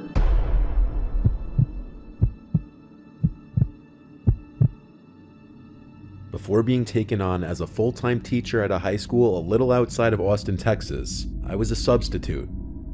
I would sub in for a multitude of classes, with my main subject area being math classes. Being a sub, I would most days have a lot more off periods, of course, since I would work more on an as-needed basis. This was on a day that started like any other. I had 4 classes I would be subbing for that day. They were all the math classes that a specific teacher would teach, including geometry and algebra. I would usually enjoy subbing for science classes, as the teachers would usually just have me show the class an educational documentary and then hand out a question sheet which would be handed in at the end of the class to be graded. With math though, you'd actually have to teach the material as a sub. I arrived to school and picked up the keys from the front office to the 2 classrooms I'd be subbing in that day. Both classes were in the math hallway, which was downstairs to the far left of the school. The periods I was teaching that day were something like 2, 3, 7, and 9. I had already taught the first 2 classes, so I had about an hour and a half before the 7th period class I'd be teaching. During most of this time, I stayed in the classroom of the last class I just subbed for since it was empty for the next 2 periods. I was doing a mix of work-related and non-work-related things on my laptop. Period 6 there would be another class here, so I'd migrate to the teacher's lounge by the back of the school. After the second bell rang and period 6 began, I was walking the empty halls to the teacher's lounge. I'd been in the lounge multiple times, and honestly it would usually be subs sitting in there, if anyone. The teacher's lounge is pretty much in the back corner of the school, by a separate back entrance that's only unlocked from the outside by teachers' ID cards. I set my belongings down on a table in the empty teacher's lounge, and this was when I heard knocks at the back exit door. I went out to the hall and to the doors, where I saw a clean-cut looking man with gray short hair and a button-down shirt tucked into khakis, with a black jacket over all of it. He looked like a teacher. He saw me through the glass and smiled and asked me to open the door. I asked if he were a teacher here. He said, "Yes, my name's Mr. Abrams. I don't have my ID on me today." I opened the door for him, and he thanked me and quickly walked past me. I noticed that now he had his hand in his right pocket. He had some serious movement in his step. He seemed to know where he was going. Actually, he was going in the direction of the math hallway. I suddenly felt like I may have made a mistake letting him in without ID. I rushed to my laptop and pulled up the staff directory, which was accessible to all employees of the school. I looked up Mr. Abrams. There was not a single teacher at any of the schools, elementary to high school, with the last name Abrams. I had no choice but to call the front office and let them know that I think someone pretending to be a teacher had entered the building. This was taken seriously as the school issued a lockdown immediately, sending every classroom an automatic distress call to lock all doors and turn off all lights immediately. I heard a commotion from out in the math hallway. I walked out into the hall a little closer, and I could hear bangs or kicks on a door, and a man screaming at the top of his lungs, "Maria, open up, and I know you're in there." Maria was the first name of the teacher I was subbing for that day, and I couldn't tell for sure, but I believe the door he was kicking on was one of the classrooms I subbed in that day. Police had surrounded the school in literally minutes, and had entered from multiple entrances and detained the man. I didn't witness it happen. It was down in the intersecting hallway, and I wasn't allowed past the police. The teacher I subbed for, who I changed the name for her privacy, had called out of work that week, originally alleging she was very sick. The man who came to the school banging on the door was apparently her ex-husband, and as far as rumor has it, Maria did something horrible to him. Not much of a rumor, because clearly that would be the case if he came to the school with a gun. Everyone's guess is he came to kill her and then himself. No one knew where Maria went to hide from her ex, or what the full story was, but she didn't return to work for months. I pray to God all the time thanking him that no one was hurt or killed, because I was the one to let him in, and that would have forever sat on my conscience.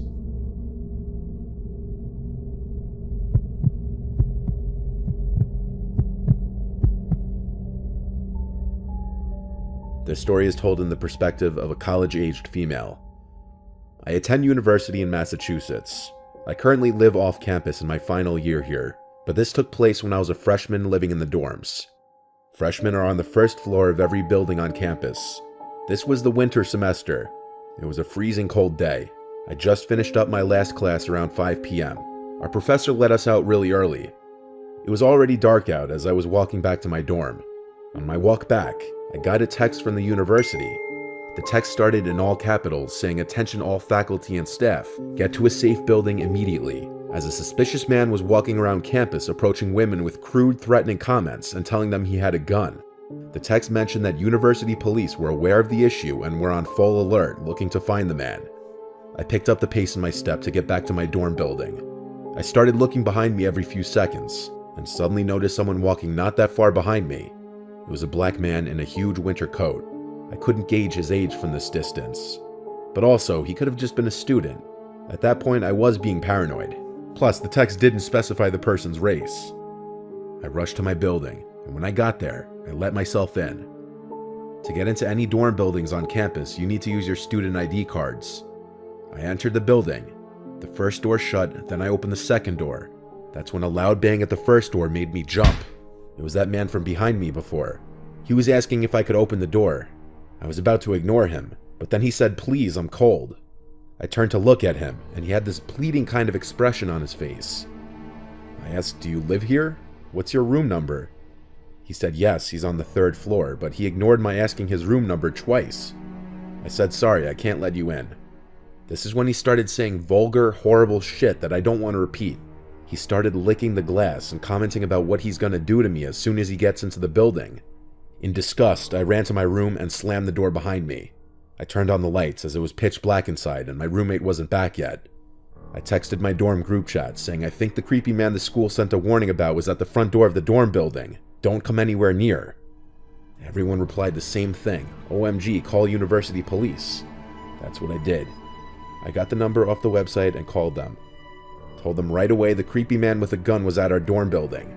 When they asked if he was still there, naturally I walked to the window to look outside. I screamed at the top of my lungs for 3 seconds when I saw the man on the other side of the glass, smiling, shaking his head, doing this disgusting motion with his tongue. I pleaded with the officer on the line to send the police there now. The man on the other side of the glass took off running, and he disappeared into the darkness as soon as he was beyond the light of the light posts.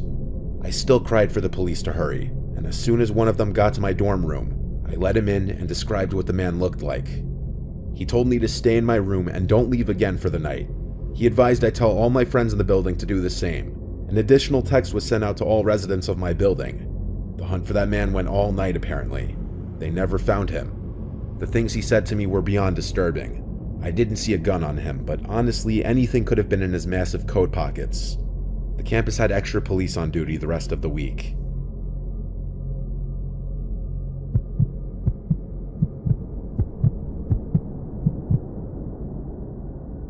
When I was in 2nd grade, each day of the week we'd have a different extracurricular activity at some point in the day. I think it went Mondays was art class, Tuesdays was music class, Wednesday was library day, and so on. By 2nd grade, kids were allowed to walk to the bathroom unattended as long as they got permission and took the special hall pass item chosen by the teacher of the class. For the art class, it was this big green plastic crayon that was meant as the bathroom pass. I remember this memory almost vividly, which makes it all the more disturbing when I think about it. Honestly, I was kind of a weird kid when I was in elementary school. I did have some social issues that I don't think ever got diagnosed, but I would sometimes just do weird things. Case in point, we were never supposed to just take the bathroom pass and leave the classroom without asking first. But during art class, as our teacher was going around the class helping the students out with our little creations, I got up and took the plastic crayon and walked out the classroom door to go to the bathroom. The bathroom was all the way down the hall. I go inside, and as a kid, I was the type to pee sitting down. So I went to the stall and sat on the toilet seat. This was when I heard the loudspeaker outside the bathroom, that the school was going into lockdown. My heart started to race. I was outside of the classroom during a lockdown. I was terrified. I don't remember if I finished peeing or not, but I know I got right off the toilet seat and went outside back into the hall. I was scared I was going to get in trouble. I saw all of the classroom doors were shut with their blinds down and lights off already. I was too late. I saw a man walking down the hallway. I assumed it was a teacher, even though he wasn't dressed like one. I had the wits of a 2nd grader, so I said, "Excuse me, I'm locked out of my classroom." I remember vividly, he said back, "Oh, that's alright, come with me, I know where to go." He grabbed my hand and we started walking in what seemed to be the direction of the back exit. That's when I heard a familiar woman's voice keep screaming Troy, my name, from behind us. It was my art teacher, Miss Green. She screamed at the man to get off me and grabbed me by the arm and tugged at me back to the art classroom. Once inside, she locked the door and scolded me quietly. I remember seeing the worry in her eyes. She might have even been crying. The lockdown continued for another half hour at least. The whole time, I was confused, scared, and most of all embarrassed by all the stares my classmates were giving me. The principal came on the loudspeaker eventually and said the lockdown was over. When my art teacher got on the phone with, I assume, the front office, I think whatever she said was what prompted the faculty to end the school day early. I'm so grateful for Miss Green. She really put herself in danger and saved me from something horrible, whether it be from kidnapping to any amount of emotional trauma.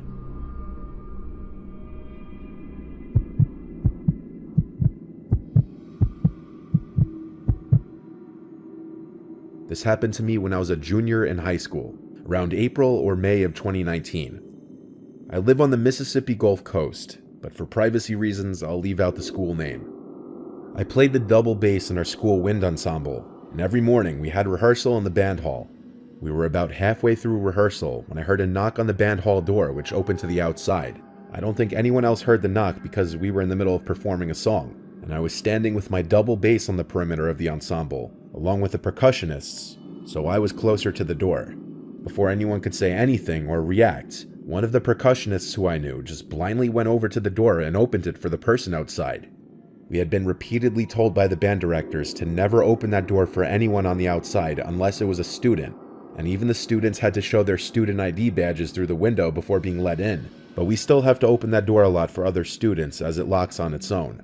So he probably just opened it without thinking and didn't look through the window. As soon as he opened the door, the person forcefully came in and walked to within 15 to 20 feet from where I was standing. It was a middle-aged Latino man, about 5'6", wearing a gray hoodie and cargo shorts. I immediately noticed that the guy had both of his hands in his hoodie, with what appeared to be a heavy object. The band director saw him first and immediately stopped conducting, and the rest of the band turned their heads around to see what was going on. The band director asked with a nervous but forceful tone, "Can I help you?" The man replied in broken English, "Yes, I came to check out my daughter." The band director asserted, "This is not where you check out students, you shouldn't be here." The man then asked where he should go to check out his daughter, and to my surprise, the band director directed him to go out the band hall double doors and make a right down the school's main hallway to the front office. The man thanked the director and quickly walked out of the band hall into the school. During this whole conversation, I had my double bass turned in the man's direction and stood behind it so that it would maybe somewhat shield me from any bullets. After the man had disappeared down the hallway, the entire orchestra was speechless for a minute or so, processing what just happened. The director immediately called the school security, and within a minute or so, the school was on lockdown. The director turned off all the lights in the band hall, and we all crammed inside whatever tuba lockers we could find. A whole 5 minutes passed until 2 armed security guards came running full speed through the band hall in the direction that the man had gone. Another 10 or so minutes passed and the lockdown was over. The school never came out with an official statement of the event, nor could I even find any local news articles about it. I suppose the school was trying to keep the whole thing a secret, for such a stupid breach of security would certainly damage its reputation. But I later heard from multiple other students that the man had just committed an armed robbery somewhere near the school and was fleeing on foot from the police when he decided to take refuge in the school, pretending to pick up his daughter. I also heard that he was found with a gun on him, which explains the heavy object I noticed in his hoodie pocket. The fact that I was standing literally 15 or so feet from an armed intruder inside of a school for a whole 2 minutes still terrifies me to this day. Although I know the band director was probably trying to keep his cool so as not to piss the guy off and cause him to shoot all of us or something, I still think he made a huge mistake by directing the man to go further into the school instead of telling him to go back outside and enter the school through the front door like every other parent or visitor has to. Had that man had worse intentions, that situation could have ended tragically. I'm glad I'm not in high school anymore, because now I know firsthand how easily such things could happen at the hands of a careless mistake.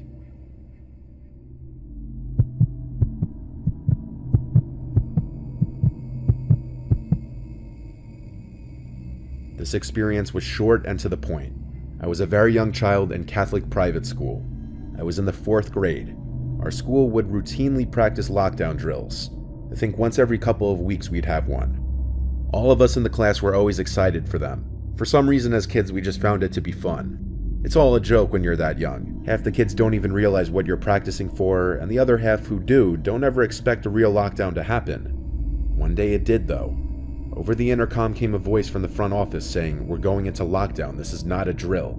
I remember some kids still laughed at the announcement, as if it were cool to hear that we're going into lockdown. No one could have prepared for what came next. As our teacher seemed concerned and rushed to shut the door on the lights and yelled at us to get in the corner, I think that's when everyone realized this wasn't just a regular lockdown drill. Something serious was going on. We all huddled in the corner of the room. Each door had a narrow glass window which could be looked through. Suddenly the silence was broken by crazed screaming from the halls. It was one lone male's voice. It was just incoherent screaming. The man was chanting something.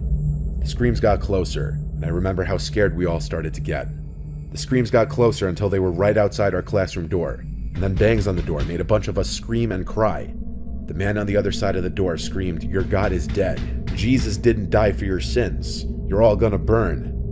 Our teacher tried his best to calm us down as the screams intensified and the man started to yell, "I hear you in there. I see you. Open up the door."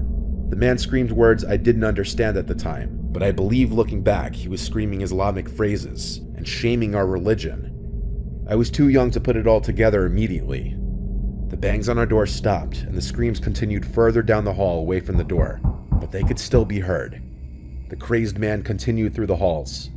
The man's screams were overpowered eventually by the yells of other men. There was a huge commotion in the halls during what I presume to be the moment he was taken down by police or security. We had to stay in the lockdown position for a long time even after this. After a while, the lockdown was over, and the school day was cut short. Parents were called to pick up their children. Luckily my mom didn't work, so she was able to come pick me up right away. It was a bit of a scarring experience. We were all so young that we didn't even understand the gravity and freakishness of the situation. I'm just glad no one got hurt.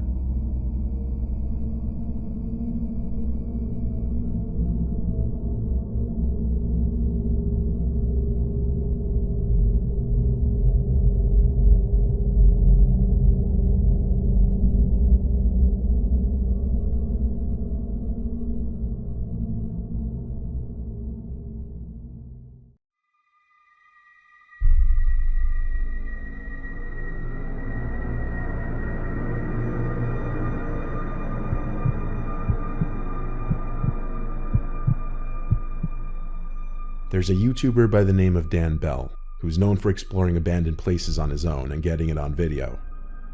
The purpose of these videos is not to catch paranormal footage, but simply to explore these places. However, in this specific video of his, a number of unsettling events take place that would make most people run for the exit, This video was shot at an abandoned children's asylum, and you can tell the eerie vibes from the place from just outside.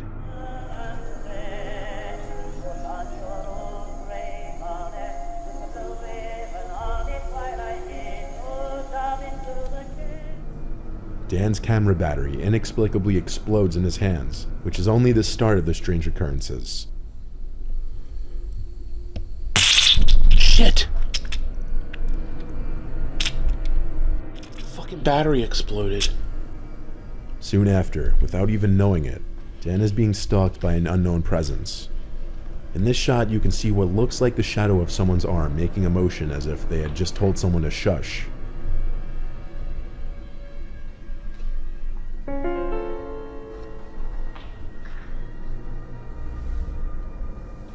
In a follow-up shot in an adjacent room, if you look closely, you can notice something peering in through the doorknob hole to this door.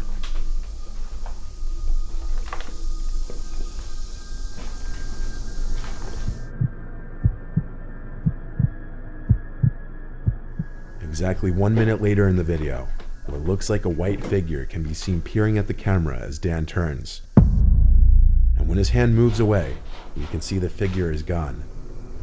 This white figure might match the white figure that peered through the doorknob hole. And finally, when Dan finds himself in a room with blood on the floor, you can hear a voice in the next room over, saying what most closely resembles "Let's get him."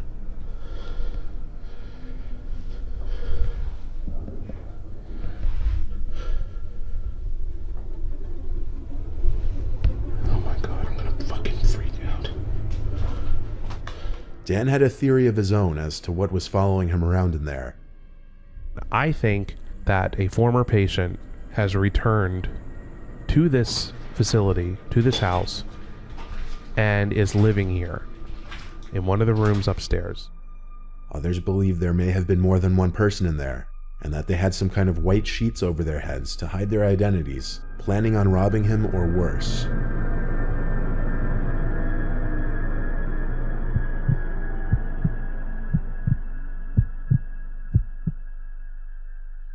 Powley's Island is a small town in South Carolina, which by the immediate looks of it is a very peaceful place.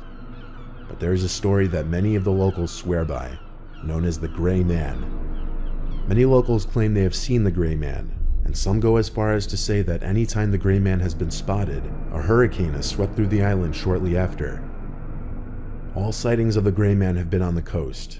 There are many pictures online which have allegedly caught the Gray Man, but this one video captured by a Coast Guard surveillance camera captures a strange gray apparition moving down the boardwalk, and this was captured during Hurricane Florence.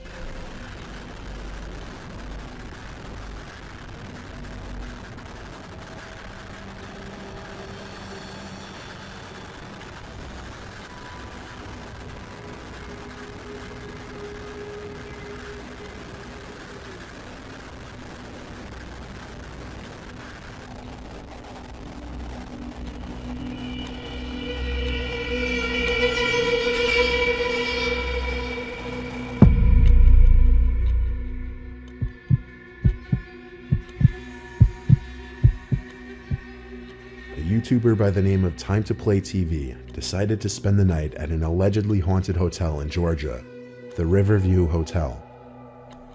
As you know, this is where we went to. This place that the video you're about to see is a haunted hotel. It was made in like 1916 by 3 women who had it built, and then they ran it, and they obviously eventually have passed away. And then I guess the sightings started happening after they started passing away. People would see a woman in the hallway, stuff would move, stuff would happen, and people would say, hey, that's the girl I saw. The pictures on the wall is the woman I saw. His plan was to set up a camcorder in the room while he slept and try to capture any paranormal footage.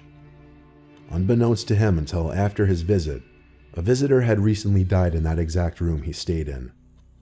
Before even setting up his camcorder, strange things already started to occur, like the fan turning on and off and the bathroom door shutting on its own.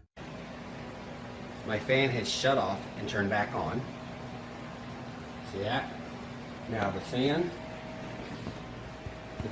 and the light are both plugged in behind the bed, and they're connected. So that shuts them both off. You hear the fan shut off? and the fan by itself is turned off. I want to say maybe 2 times, 2 or 3 times. The bathroom door over there, it's closed. Now, I don't mean a little bit. I mean it's fully closed. Now, the reason it's open now is because I thought maybe a breeze, maybe something. There's no windows open. I got nothing going on, and that thing right there is just closed all by itself. It's closing right now, guys. It just moved a little bit. I'm telling you, it just... See that?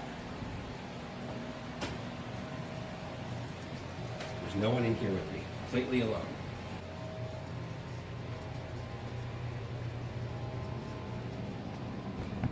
No?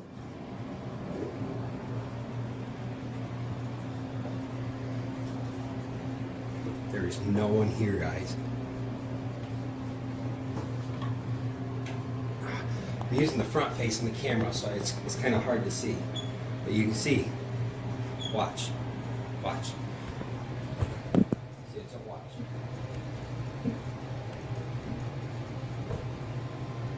It doesn't close by itself.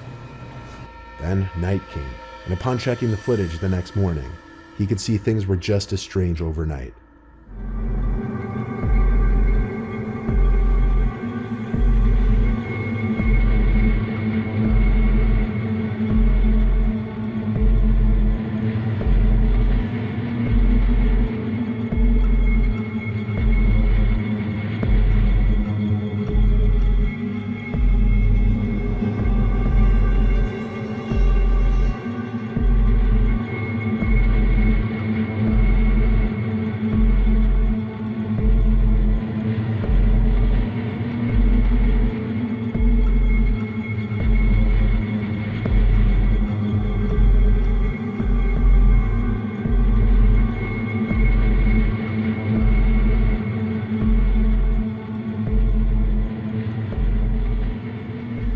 Not only the chair, but also the entire bed moves, he decides he's not going back to sleep. Whether this was an elaborate hoax or truly a haunted hotel room is up to you to decide.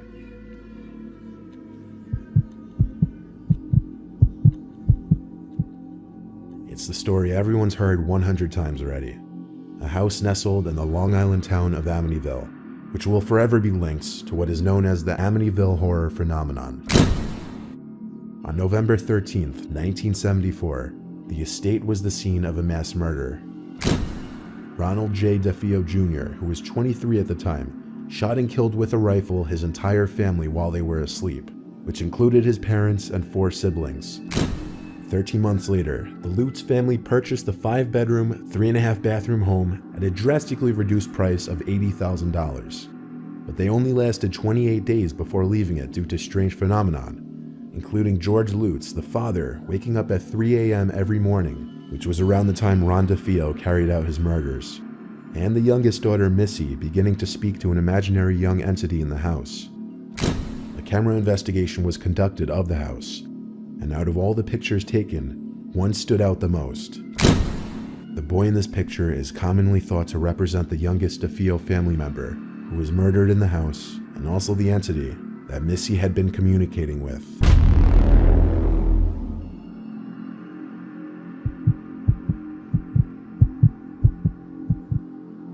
This is another video uploaded by a YouTuber who decided to venture out alone to an allegedly haunted abandoned building. This time, a house in a rural part of Japan, seemingly in the middle of the woods. While scoping the perimeter of the house, the cameraman is suddenly startled by this. 音がやばい。何何何？何？手じゃない今。ねえ、ちょっと待って、手打つんなかった今。ねえ。A hand can be seen grabbing the corner of the house, causing the man to flee. Even after this, though, apparently the cameraman is still determined enough to enter the house to continue with the investigation, against anyone's better judgment.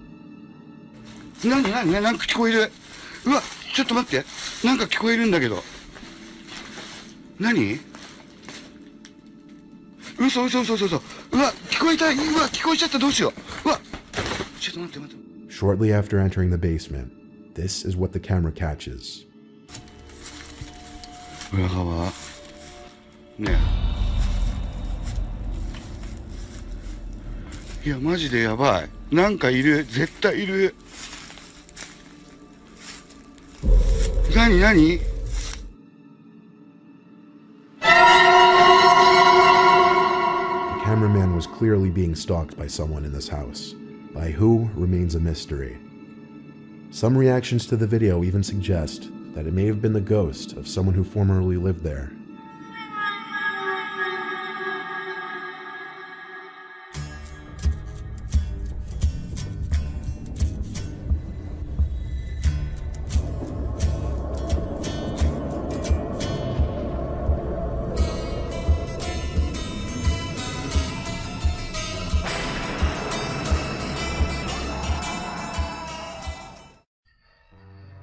The 5 most disturbing things that have happened in schools.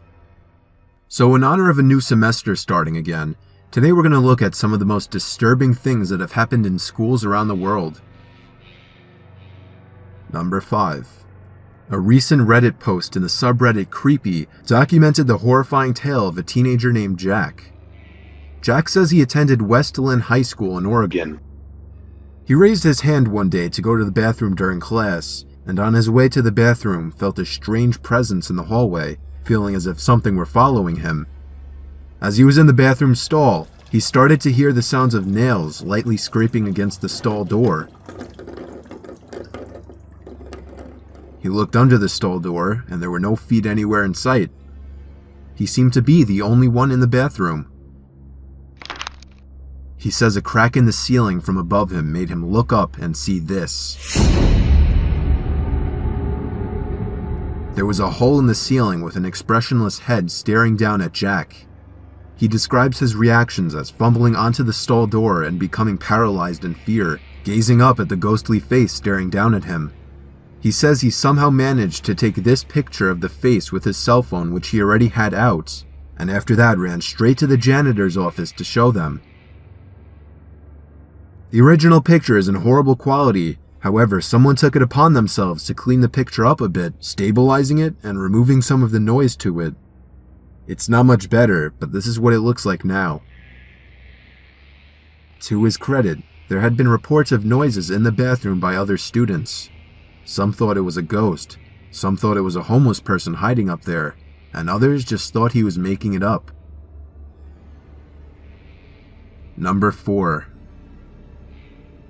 The hallways of Pocatello High School are allegedly haunted. Unedited video surveillance captured on several occasions strange events, such as lights flickering on and off, cameras shutting off, and most disturbingly, a specter is seen slowly floating toward a doorway, stops, and then moves away. The ghostly figure is as tall as a person, but does not resemble anyone in particular. While the figure could be argued as something hanging in front of the camera, that does not explain the mysterious lights.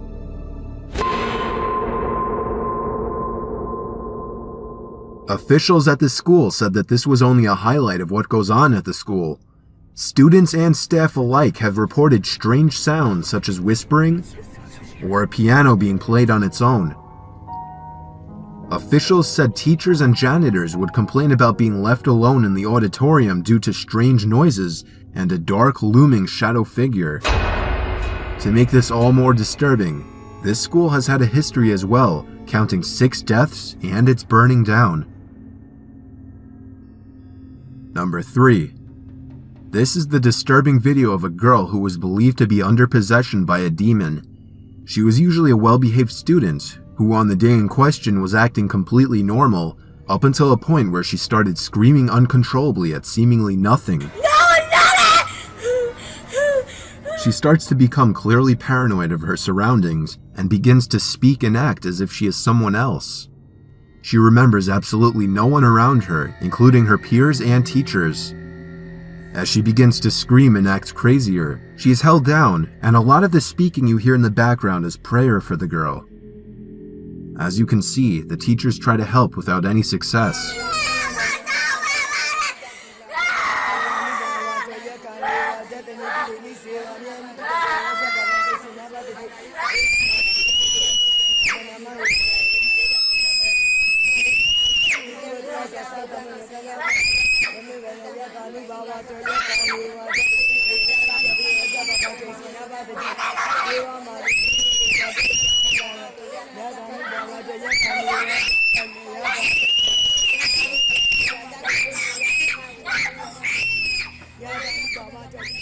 been reported that the girl was sent to the monastery where she was treated and had been recovered from an evil spirit.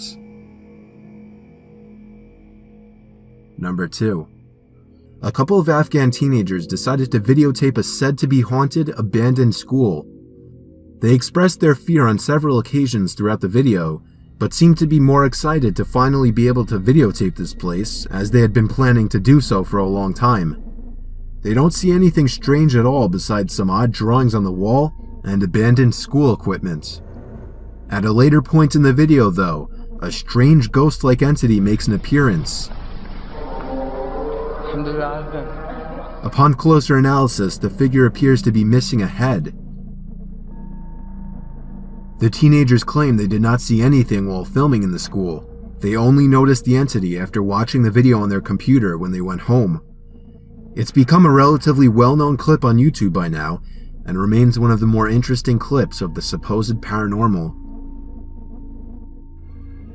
Number 1.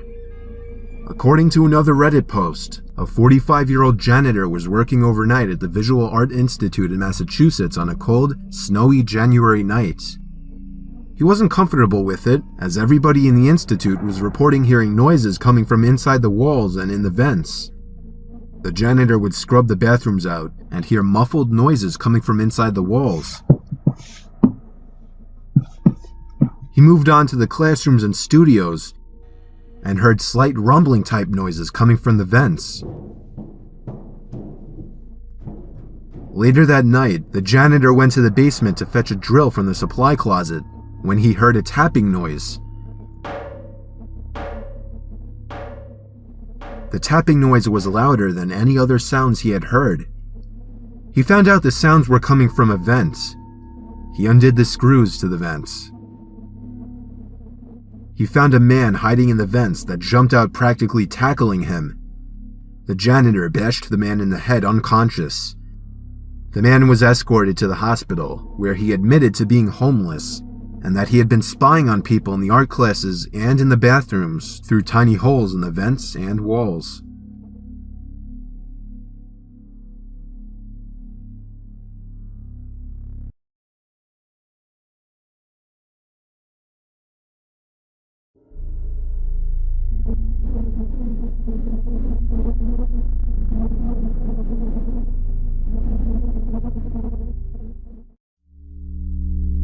For anyone living in a house, odds are your house has an attic in it. Perhaps the place in your house you spend the least amount of time in. But do you ever hear sounds coming from up there? Sounds that almost make you wonder if something's up there. Of course, it'll usually be dismissed as house settling noises, because who would ever imagine that someone or something would actually be up in your attic, or God forbid on your roof, right? Well, these videos may make you want to install cameras.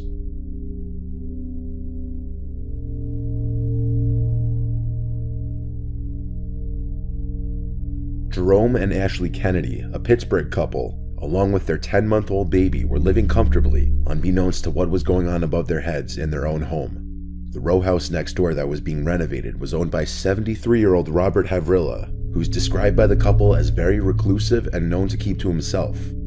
Jerome was in bed one night when he heard noises above him in the attic, the kinds of noises that weren't just house noises. He knew somebody was up there. Then he noticed a light shining through a pipe, as if it were searching for a place to look through. So Jerome installed a surveillance camera in his attic, and a day later, caught on tape was many people's worst nightmare. His neighbor Robert in his attic, carrying a power drill, looking into the bedroom. His neighbor had made a removable wall to gain access to their attic. It wasn't just the attic though. Jerome also found perfectly round holes in the common wall between the two row houses. The shapes indicate that Robert the neighbor was drilling holes through the wall.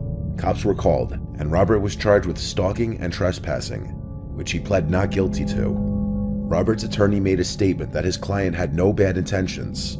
He claims he was in the attic for maintenance reasons connected to his renovations, not to peep on anyone or do anything malicious. Anybody with half a brain would know this is BS. The many holes drilled in the common wall and through the ceiling in the attic were without a doubt meant to spy on his neighbors. Strangely enough, it appears Robert was aware of the camera that Jerome had placed, as he looks right at it in this frame, so why he continued to do what he did is unknown.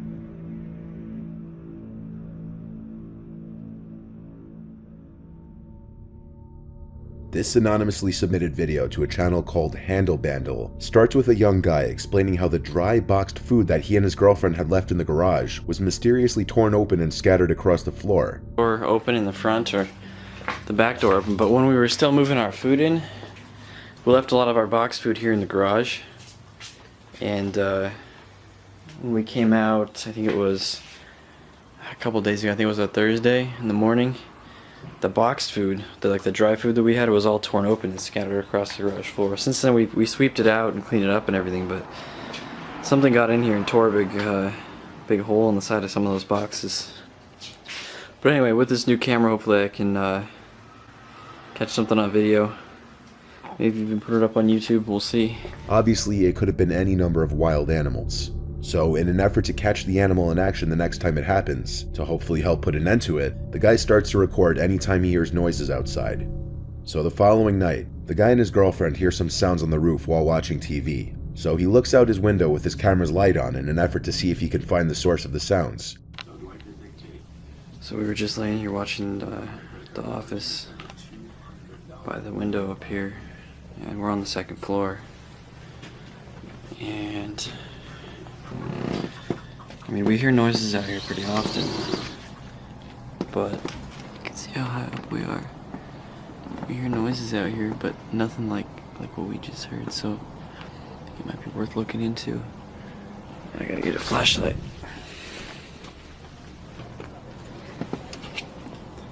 Can't see anything. I can't really describe exactly what it sounded like, but almost like some kind of a screech. When the window doesn't provide a good view of what it could be, he decides to go outside for a better view, and this is what he sees. Alright, let's see. What the fuck is that? What in the fuck? Wait a minute. Hey! It's half ahead of what looks to be either some kind of creature or perhaps somebody wearing a mask. He goes back inside to gain access to the roof through his window to get a closer look. As he climbs up, he hears a snap, then looks to see the head again, still staring at him, causing him to possibly fall off the roof.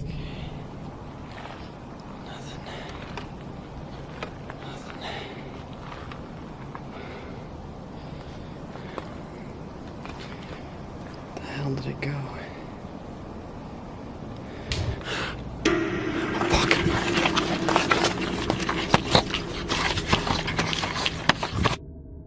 No other information is known of this video.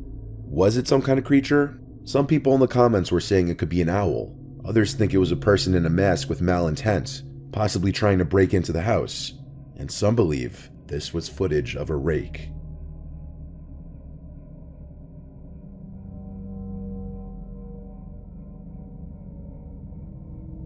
Imagine being home alone at night as a teenager in a big empty house, and imagine that you start hearing noises from up in the attic. That's exactly what happened to 17-year-old Stephen Braun. While playing video games in the living room, Stephen heard thumping sounds from up in the attic. He called his dad, who was at work, and his dad sounded concerned and told him to go upstairs and check on the hot water heater, which is actually in their attic, a very uncommon place to find a water heater. Stephen's dad was worried that something was wrong with the water heater and that the sounds he was hearing were coming from it. So Stephen obliged and proceeded to go up into the attic, but not without recording.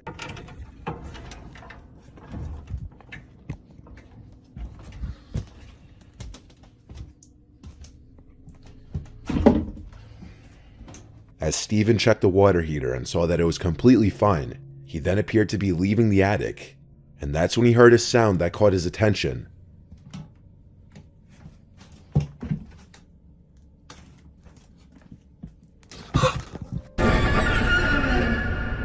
As Stephen heard something come from inside a large, long box, he took a closer look at it and saw someone's eye peeking out one of the holes.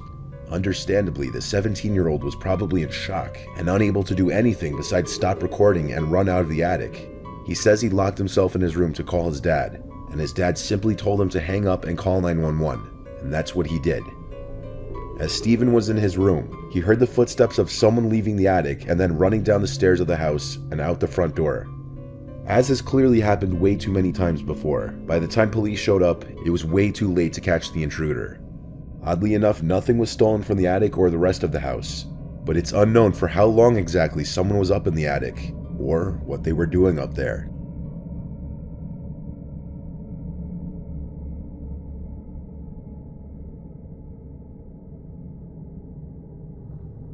In this video you're about to see, a young couple who just recently moved into their new home started hearing noises from up above in the attic, so the man decides to go up there with a light and camera and check it out.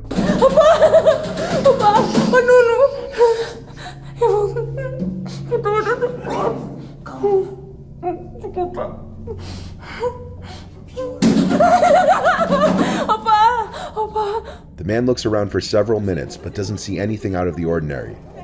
As the wife is clearly very distressed and scared, the man maintains a calm, reassuring demeanor about the situation.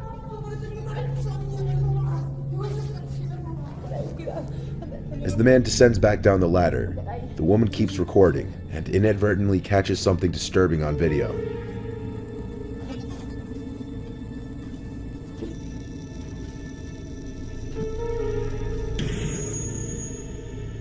What appears to be the wrinkled, gray face of an old man peering down at the couple for a very brief moment with an eerie expression. It quickly disappears back into the darkness above, going undetected by the couple. Some people believe that it may have been a homeless elderly man who was taking refuge in the couple's attic. However, given the small size of the attic, it would be very unlikely for the man not to have spotted a squatter up there.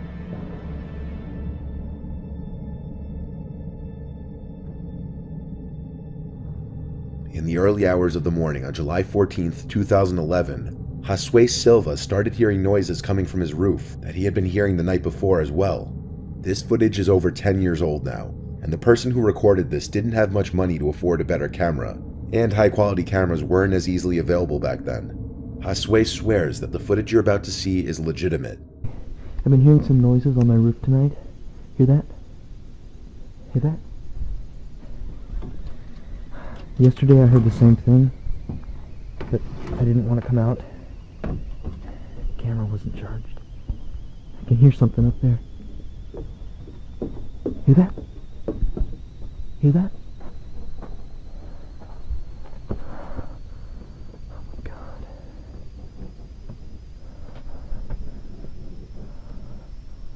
There, gotta climb on the...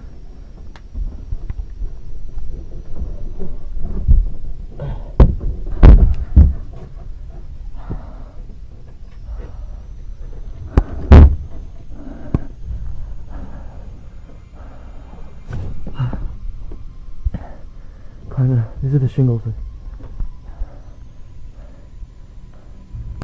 Oh my God!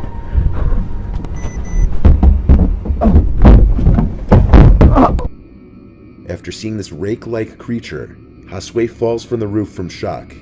He grabbed his rifle and returned to his roof, but the creature was no longer there. The creature seems to be bald with a large round head, but no facial features can be seen.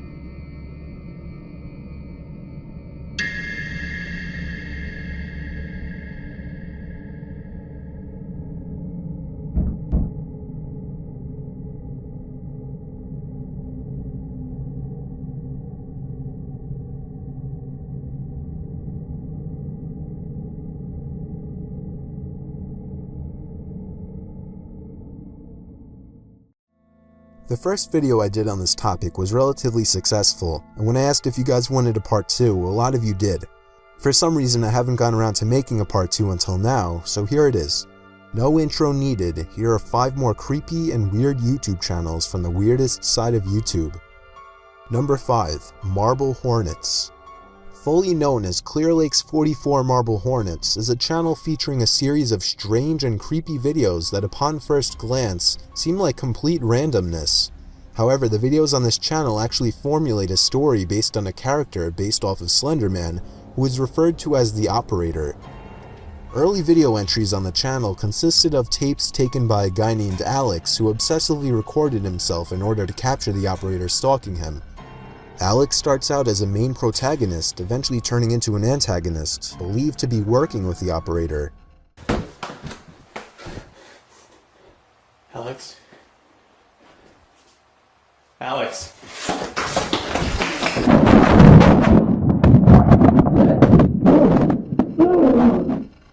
Eventually, the entries turn to videos taken by a guy named Jay, recording his efforts to unravel the mystery surrounding the operator.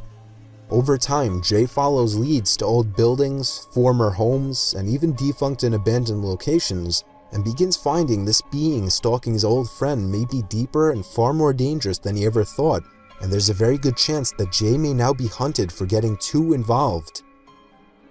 There are a lot of videos with dialogue and story on the channel, but there are also a lot that don't seem to make any sense, and there are many videos with footage of the operator as well as other creepy antagonists.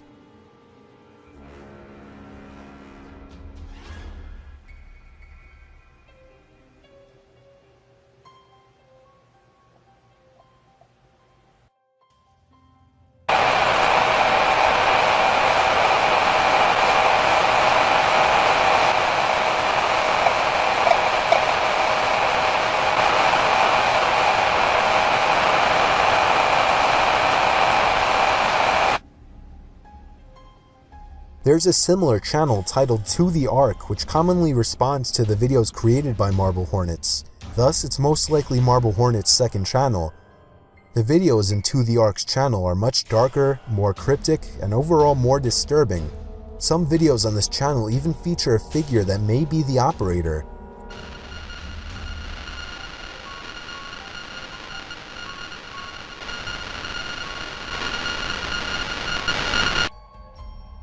Like other similar weird channels on YouTube, To The Ark's videos contain cryptic messages that the viewers try to figure out and explain in the comments sections, but all they are theories. There are even other channels on YouTube that try to explain Marble Hornets and To The Ark, but once again, they can only be theories. If you want to try to follow the stories of these channels or find the connection between the two, you're free to click the links in the description.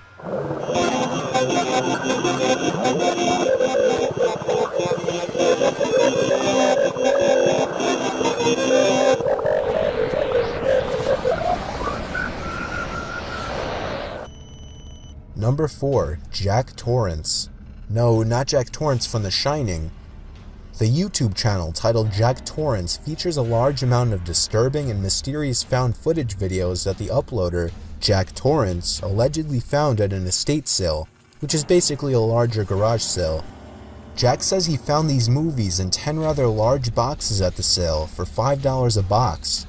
It was being held about 15 miles west of Austin, Texas.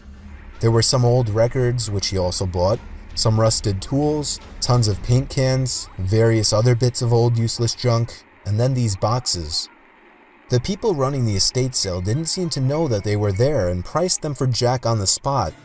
The films vary in formats ranging from old 35mm stock reels to Betamax.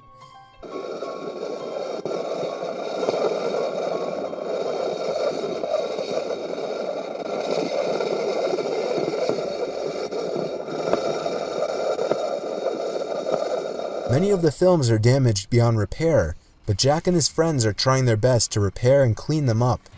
He says, as we dig through the boxes, catalog and digitalize more videos and audio, we will post more.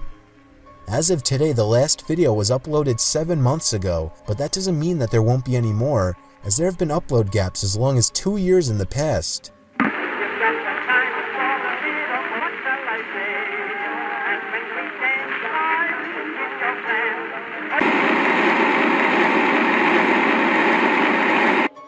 Number 3. David Firth. David Firth, like Syriac, is a very talented animator who chooses to use his talent to create flat-out disturbing animations. Billy Masters has been quite a naughty boy. Don't you understand this? I said, don't you understand this?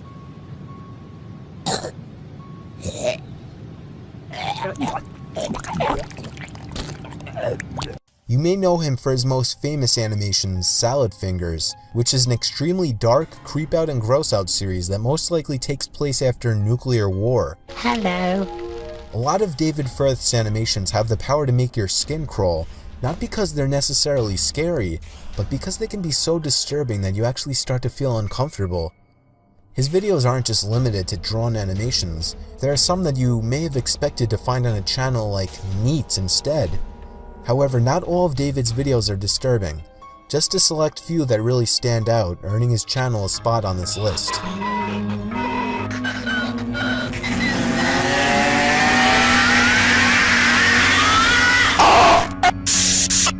Number 2, My Dark Journal.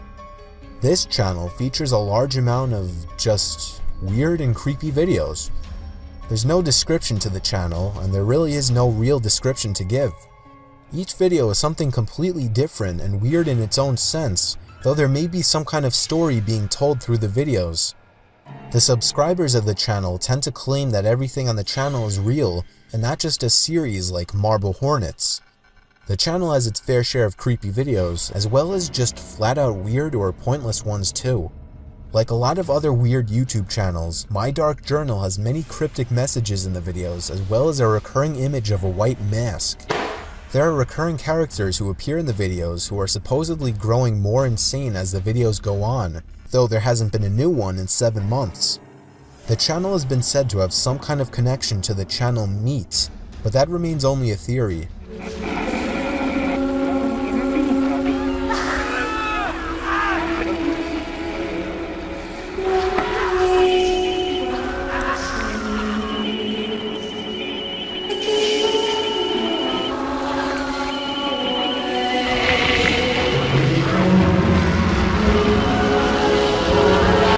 Number 1, Nana825763. Truly a unique and strange YouTube channel, Nana is best known for his video username 666, which is a video of alleged footage of what would happen if you would try to reach username 666's channel back in the year 2008. If you don't know what username 666 is, that's a whole nother topic. There are a lot of dark themes and jump scares on this channel, with some videos starting out seemingly innocent and kid-friendly, then suddenly turning dark and disturbing.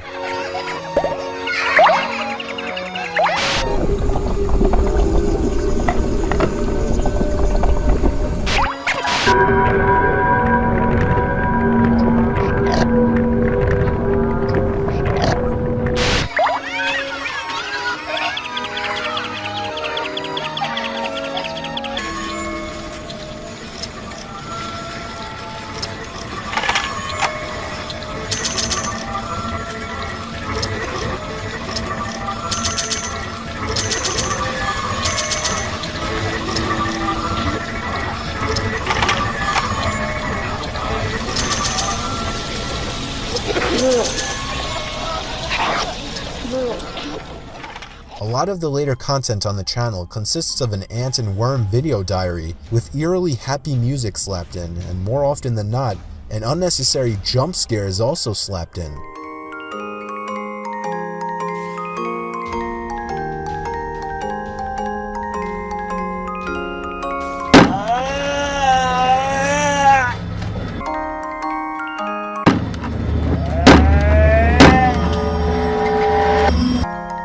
This channel has a weird mix of videos, with weird footage, trippy animations, and lots of ant and other bug videos. This channel may be a one-stop shop for some people looking to get their creep on.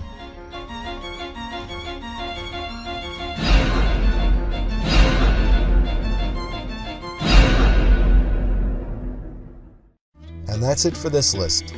With all the weird YouTube channels out there, I would gladly turn this into a mini-series on the channel, but of course I would need to find more channels, so if you know of any, leave them in the comments.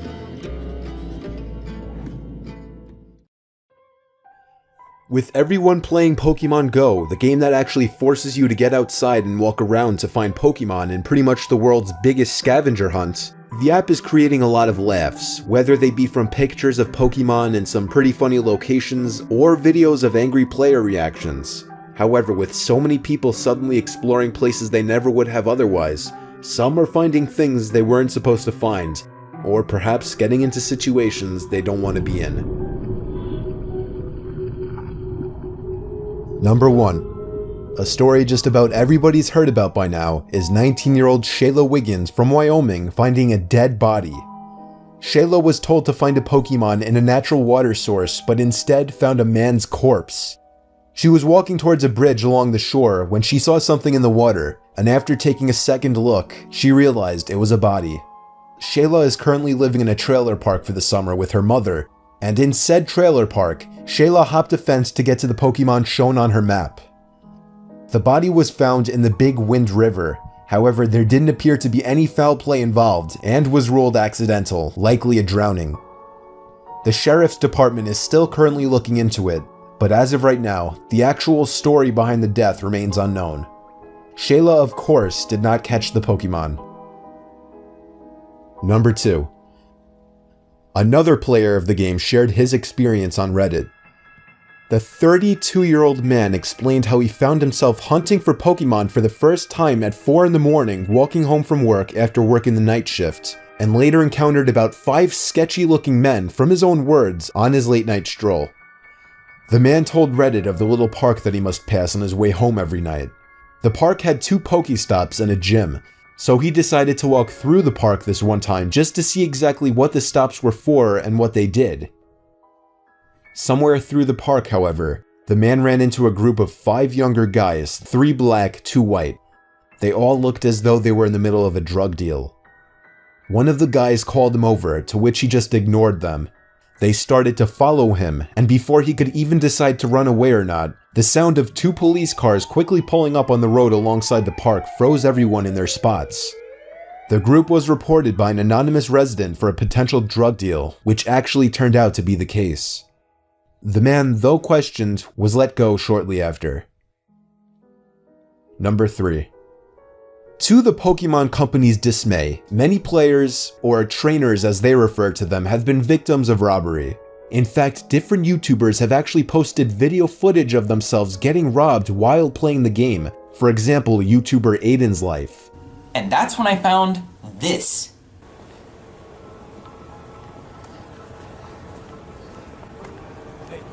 Yo. Do me a favor. Yo, what's up? Can you put your shit in this bag real quick for me? What? No, like straight up, we're gonna have a problem. Whoa, what the fuck? Put it in the bag. Are you serious? Straight up. Get it right? Yeah.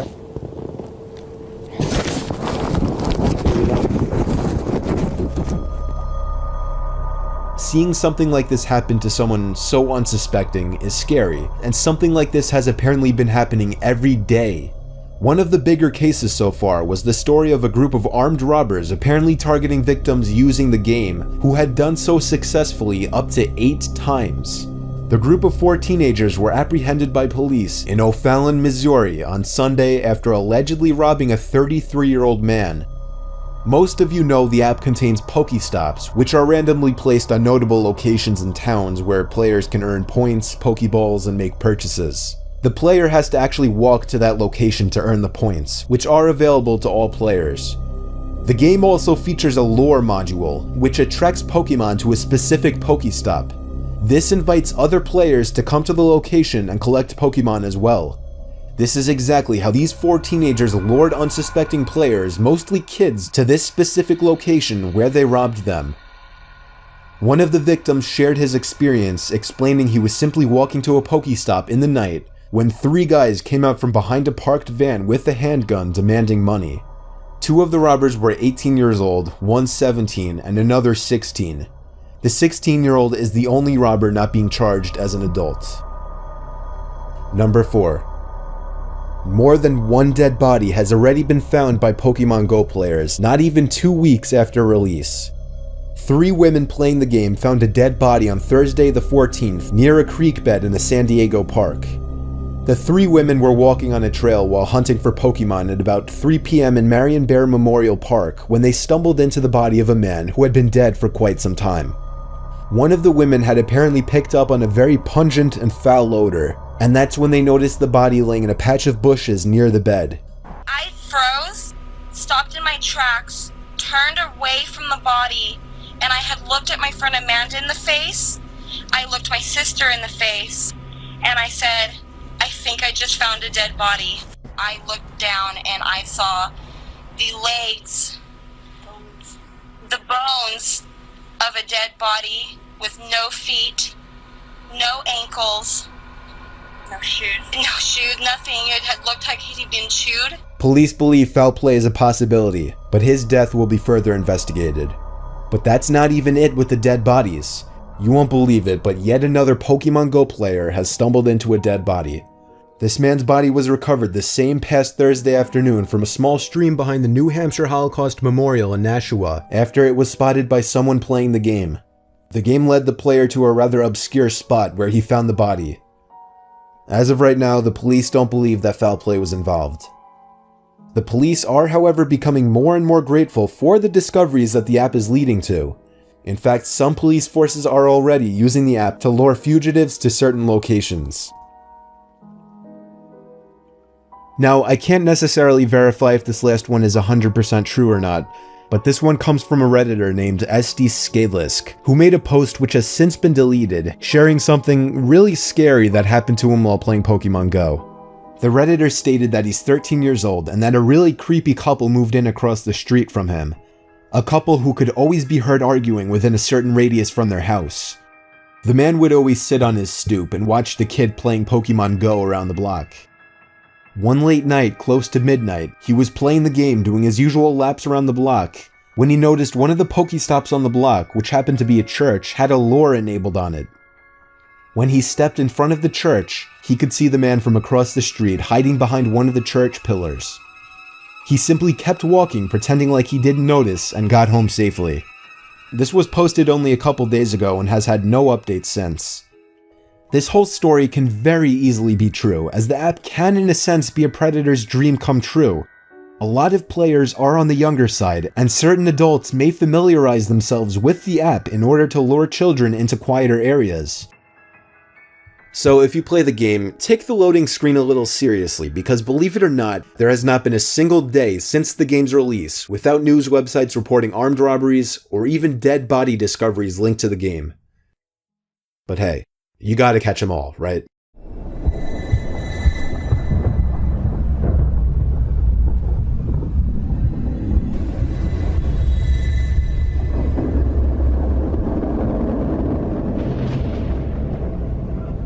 Ever since I can remember, we've always had one of those old vintage Parker Brother Ouija boards sitting in our closet collecting dust. When I was a kid, I always wondered what it was. From the box, it seemed like a horrible board game, until one day I found out what a Ouija board really is, and immediately dug it out of the closet. I insisted on my brother trying it out with me, and eventually got him to play along. We put our hands on the planchette, and I began asking the typical cliché questions like, "Is there anybody there?" and "Can you answer me?" Other than my brother jokingly moving the planchette around to imitate an answer from some kind of entity, there was no real response. After getting bored, we put the game back in the box. I did a little research that night to find out how to make Ouija boards work. Many people said online that the most ideal environment when using a Ouija board is in a dark room only lit by candles. So when my parents weren't home, I managed to gather like 6 or 7 candles and convinced my brother to try it one more time. I lit the candles and set them around the table in the dining room with all the lights out. We tried one more time. I asked again if there was anybody there. The planchette began to move. I told my brother to stop moving it, but he swore he wasn't. I told him to move his hand away, and he did. It kept moving. My brother thought I was messing with him, but I didn't pay attention. The planchette landed on the word yes. I was only 9, so I was legitimately shitting myself. My older brother had to take over. He asked the question, "Are you a good spirit?" There was a 5-second pause before my brother's hand moved along with the planchette to the word no. We both looked at each other, and at this point I ran to my room and shut the door behind me, but he continued on with the so-called game. I heard his muffled voice come from down in the dining room, when all of a sudden I heard him screaming at the top of his lungs. I ran back downstairs to see what was wrong. He was holding up his shirt, revealing a small open wound that almost looked like a claw mark. He told me to set the fireplace immediately, and I obeyed. He threw the thing in the fireplace and told me to never speak of what happened to anybody. We have never used a Ouija board since. I got a call from my cousin who said that he, his brother, his dad, and his best friend were using a Ouija board in their basement. Prior to starting, they took a large porcelain doll out of the room because it was creepy, and placed it in the adjacent room face down on a pile of towels. My cousin took a short break because the board was just spouting nonsense and he had to go to the bathroom. His dad and brother and friends started asking the board questions without him. One of the questions was, who is in the other room? it just started spouting random numbers, and when my cousin came back into the room, his brother said that it wasn't working, that they were going to put it away, and he showed him the answer to the last question he asked, and he said, "Dude, that's my social security number." Then they started to talk to whatever started spewing answers out. It told my cousin he would die in the Air Force. At this point, they tell the entity they're communicating with to prove itself. It then spelled out the word doll, and they immediately got a bad feeling. They opened the door to check on the porcelain doll they had laid in the other room, and when they opened the door, the doll was standing up right in front of the door, staring at them. Everyone freaked out and ran out of the house. His best friend burned the Ouija board, and I think he temporarily went nuts for a few months. My cousin, for some reason, then joined the Air Force, and is on a base in Europe now. I had some of my friends over one night, so we tried out the Ouija board we found in someone's garbage. It had the board and the glass piece that you hold on to. The four of us held onto the piece and asked stupid questions, just messing around. At all times, one of us were moving around the glass piece just to try and fool the others. When one of my friends went to the bathroom and the other got bored, it was just me and one of my other friends still holding onto it. I asked the board when I will die, and the piece started slowly moving to the letter T. I laughed, looking at my friend, thinking it was him, but he just told me that he thought it was me. The piece then moved to the letter O, and then M, and then back to O, and then R, and then I realized that it was spelling out the word tomorrow. My friend let go of it, and it stopped moving, so I was convinced that it was him, but he swore left and right it wasn't him. But here's where it gets horrifying. The next day, while walking my dog to the preserve, my dog's collar suddenly snaps and he was free from the leash. He darted into the road and I immediately chased after him, only to hear the horn of an oncoming car blaring and getting louder. I dove as fast as I could out of the way, just barely grazing the car with my foot as it passed, but it didn't end there. The same day, while sitting under the ceiling fan in the kitchen on full blast, I got up to get something out of the fridge, and behind me, I heard a loud crashing sound as all the glass on the table was shattered and everything fell onto the floor. The fan had fallen off the ceiling, and I was inches away from being decapitated. I really don't know if I find it to be a coincidence that the day after the Ouija board said I would die the next day, that I had 2 near-death experiences.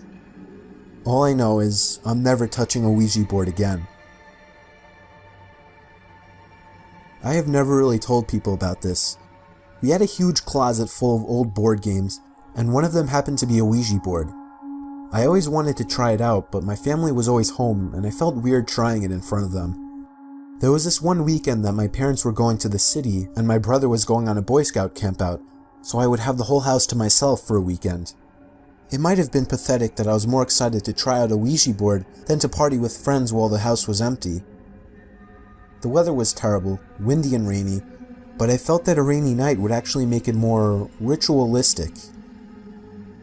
Around midnight, I set up the board in my dining room and dimmed the lights. I asked a bunch of questions that generated no answers, so I eventually put the board away and went to bed.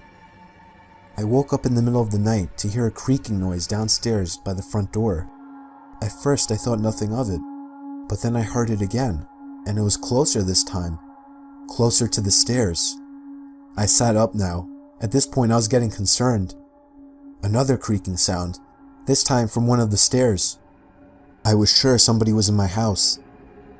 This was before cell phones were mainstream, so calling the police wasn't even an option. The creaking sounds were getting closer until they were right outside my door, and then they just stopped.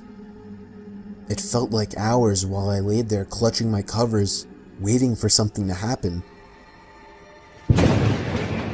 A huge strike of lightning momentarily lit up my bedroom, and I swore I could see some kind of black limb-type object wrapped around the open door. I tried to hold my breath to be as quiet as possible, but what happened next was the worst part. My door suddenly slammed shut, and I couldn't help but let out a shriek. By now I was completely under my covers, shaking and crying and wanting to scream. All the windows in the house were closed, so there was no draft. I just knew something was going to happen. But nothing happened. I sat under my covers for hours, thinking somebody or something was in the room with me. When the sun started to rise, I finally snuck a peek out of my covers. My room was just as empty as before. I somehow found the courage to leave my bedroom and search for any signs of a break-in. Everything looked normal though. No broken windows or unlocked doors. I then spotted the Ouija board on the table again. I have always been kind of superstitious, so I immediately linked the happenings to the Ouija board. I chucked the damn thing in the outside trash can and brought it out front to the curb. Since then, nothing has happened, and I didn't tell anybody about it. You wouldn't understand unless you were in that kind of situation. Then you would agree that nobody would believe a word you say. Nobody really knows except for the people that read my story online. I know for a fact that those events were linked to the Ouija board. I can tell you from personal experience that trying a Ouija board is a huge mistake. It was the summer of 2013. My friend had a vintage Ouija board that was allegedly worth a decent amount of money. My friend agreed to trade it with me for a video game that I never played, so I happily made the trade. I tried using it alone, but it proved to be just a scam. I didn't really expect it to work. I mainly got it just for the money to be made off of it. I threw the stupid thing on the floor of my living room and forgot about it. Everything was going normal until the next morning. I woke up and found that the 2 plants I had sitting on my coffee table had been knocked over, and the Ouija board was sitting on the table. I didn't remember putting it there, nor did I understand how the plants could have fallen over.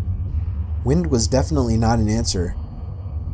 I wondered if it was possible that I had sleepwalked, or maybe I was half awake and walked down to get a glass of water and bumped into them or something. I moved everything back in place, but the carpet already had dirt stains on it. I brought the Ouija board box up to my room and tossed it on the floor. Things got bad that night. While laying awake in the dark, I was disturbed by the sound of a muffled click.